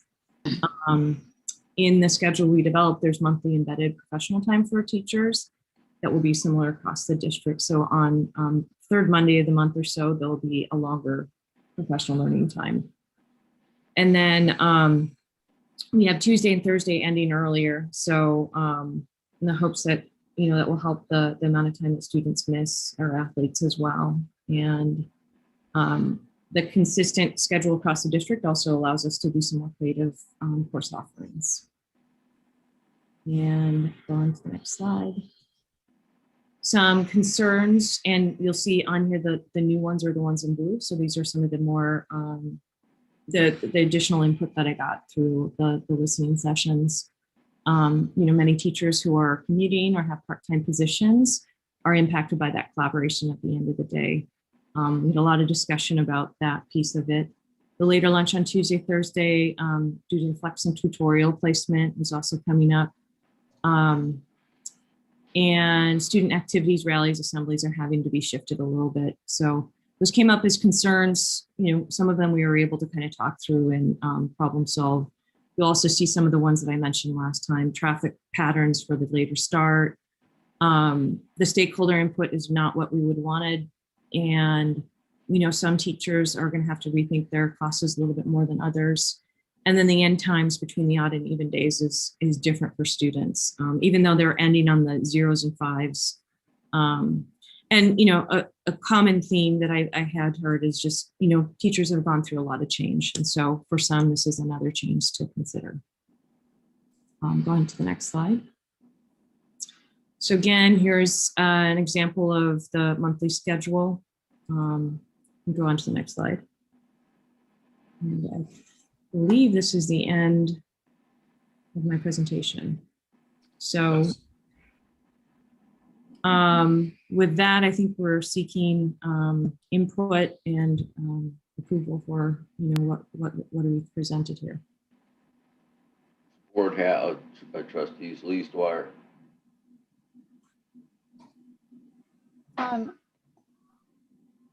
I think that the schedule is a very good idea for multiple reasons, which you've listed. You know, we're going to change the time. Start time is going to change anyway, and you know, so it's good to get into that and get that done. It's been a huge amount of work, and I just want to tell you that you know, you've had a rough year. This is a huge job. In addition to a new special ed director, a new accounting technician, all of the changes, all of the stuff that you've had to take the leadership in. So I want to commend you for your leadership in the schedule. And I know it's been tough, and I know you can't get all the input you want, and I know you've tried. And the fact that you're going to just continue to revisit it and see what you can do, you know, what could be changed or what needs to be tweaked, it should be very important to people, because then they realize they were heard. And I think the flexibility to offer more courses and things across the district is going to be really good for us, for students. So great job. Thank you. Thank you. Any other comments? If not, Trustee Hanley. Yeah, I would just second that. I think this is a very good effort, and you know, we put a lot of work into it, and I think it's a thoughtful, you know, way back. And it, you know, you can't please everybody, but I think this goes a long ways to delivering a lot of advantages. And I think the block schedules do give teachers a chance to really spend more time on delivering instruction and being able to focus instruction. So I'm certainly ready to support it. Dr. Skelly, you have a comment? Well, just one, and that is that doing this kind of work is really hard, and bringing a community together with a bell schedule with this. You know, yeah, there's people aren't emailing Julia to tell her how great it is. They're pointing out little, you know, nits or different things they don't like. But to bring it to this point with this kind of consistency takes a special person. And I really appreciate Dr. Kempke's leadership on this and getting this through. So just need to say that. I move approval. Okay, is there a second? I'll second it. Okay, trustees Lees Dwyer with the motion, trustee Hanley with the second, trustee Andrade Zuniga, how do you vote? I vote yes, and thank you, Julia, for all your hard work. Trustees Lees Dwyer, Yes. trustee Hanley, Yes. I'll vote yes, and the motion passes 4-0. We're going to move past Division of Student Services to Q1, the TRAN. This is something we do every year. We're happy to answer your questions. QRST. It's the sizing of the TRAN. We have to borrow money for you know, until we get all our share of the tax receipts. I'll move approval. I'll second. We always have to do this. Yeah. Yeah, it's just Normal business. Annual occasion. Mm-hmm. I was just commenting, so we had some background on the table. Yeah. So you made the motion, trustees Lees Dwyer? No, I did. Okay, trustee Hanley made the motion, trustee Lees Dwyer, you made the second. Trustee Andrade Zuniga, how do you vote? Yes. Trustees Lees Dwyer? Yes. Trustee Hanley? Yes. I'll vote yes, and Q1 passes 4-0. Q2, I think, is the bus home to school bus fees. There's Tony. Oh man, you got on there. We were done before you even get recognized. No worries. Where are you where it's sunny? Oh, that's a fake background. I know, I'm just kidding. I think Mr. Shea maybe in Taiwan. Are you in Asia right now? I am in Asia right now, So but anyway, it is daytime. Yeah, making money. if we keep going, it'll probably soon be the time it is in Taiwan. Thank you for your appearance, your dedication to the district. So Thank you. Have a good evening. Enjoy Great to see yourself. everybody. Thank okay. you. Bye-bye. Thanks. Bye. Bye. Okay, Q2, home to school bus fees. Mr. We're happy to Hawkins. answer any questions. Anybody got any questions on this? Well, I got a question. Oh, go ahead. Oh, okay. I hate to raise the rates. I mean, I guess that's not we have to pay for the gas and all that, but I don't know. I just feel like it's hard to raise the rates coming back to school the first year after a year out. Maybe that's just me. Can I frame your question for you? Oh, so it was a comment. transportation creates an encroachment on the general fund. And we didn't have much of any bus activity this past year. So I'm trying to, and most of the time, what you want to do is cover the cost direct and, as much of the cost as you can. So I was just trying to figure out, how did you figure out how much to raise the fees? Was it to cover some particular thing, or how did you figure out that the rate increase? It was we felt it was a reasonable increase, about 3.5% a year that we do. As President Griffin noted, this program does encroach. This does cost unrestricted dollars on the program for running these routes. Even when we're running full routes, the fees don't come close to covering the total cost of this program. So this is a cost sharing with the community. It's a community service that we provide, and we just try to even out the cost sharing as fair as possible. So, any other questions? I mean, I assume we're facing rising costs in a number of areas. I mean, fuel has obviously gone up, and I would imagine some of the other costs have gone up. Correct. In transportation.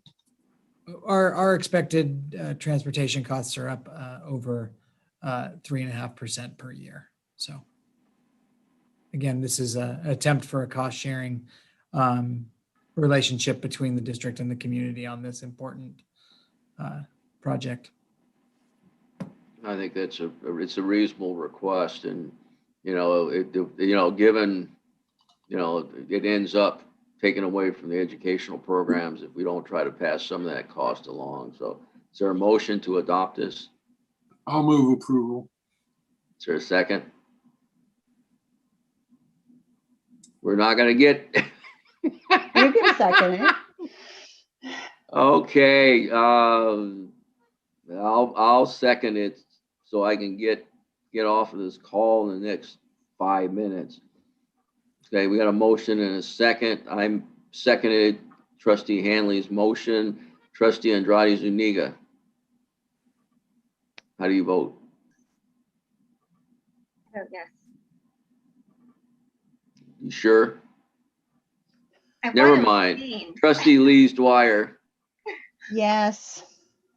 Trustee Hanley. Yes. I vote yes, and motion passes 4-0. Things like cafeteria rates and bus rates that increase, they create encroachments. I think we have to try to deal with that Otherwise, you know, we got to cut back in the classrooms, and I think that's really where we don't want to go. So, I agree, but you know, I voted reluctantly because I understand. you know, but I didn't vote no. I voted yes. So it was a little reluctant, but I understand the math. Duly noted. Boy, we're over to our consent agenda discussion. I think we tabled. Okay, you're gonna go ahead.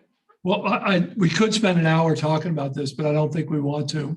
Perhaps what I would suggest is that whether there are several board members, 2 board members who'd like to work with myself, Mr. Hawkins, and Ms. Aquino, and work on a proposal to bring back to the board on how to handle consent agenda items. You know, that would be my proposal, and we could do the first cut at it and then bring in 2 board members to help us on that. Does the board concur? Do we generally think that's a reasonable approach? So it should be the 2 who do not participate in setting the agenda then. I totally agree. I absolutely agree. That way we break it up. I'm more than happy to help, Kevin. Yeah, Me too. so Ms. Leesdwyer, perhaps you can join the standing time that Ms. Andrade Zuniga and I have, and Ms. Aquino can join us, and Mr. Hawkins. So we'll do a first cut, and then we'll set a time. What is your standing time? Tuesday at 9:30. Okay, because if I have court at 8:30, I'm pretty much, I should be done by 9:30 as long as we stay telephonically. It'll probably be in the fall before we, do this. Okay. So. Well, then I'll deal with it.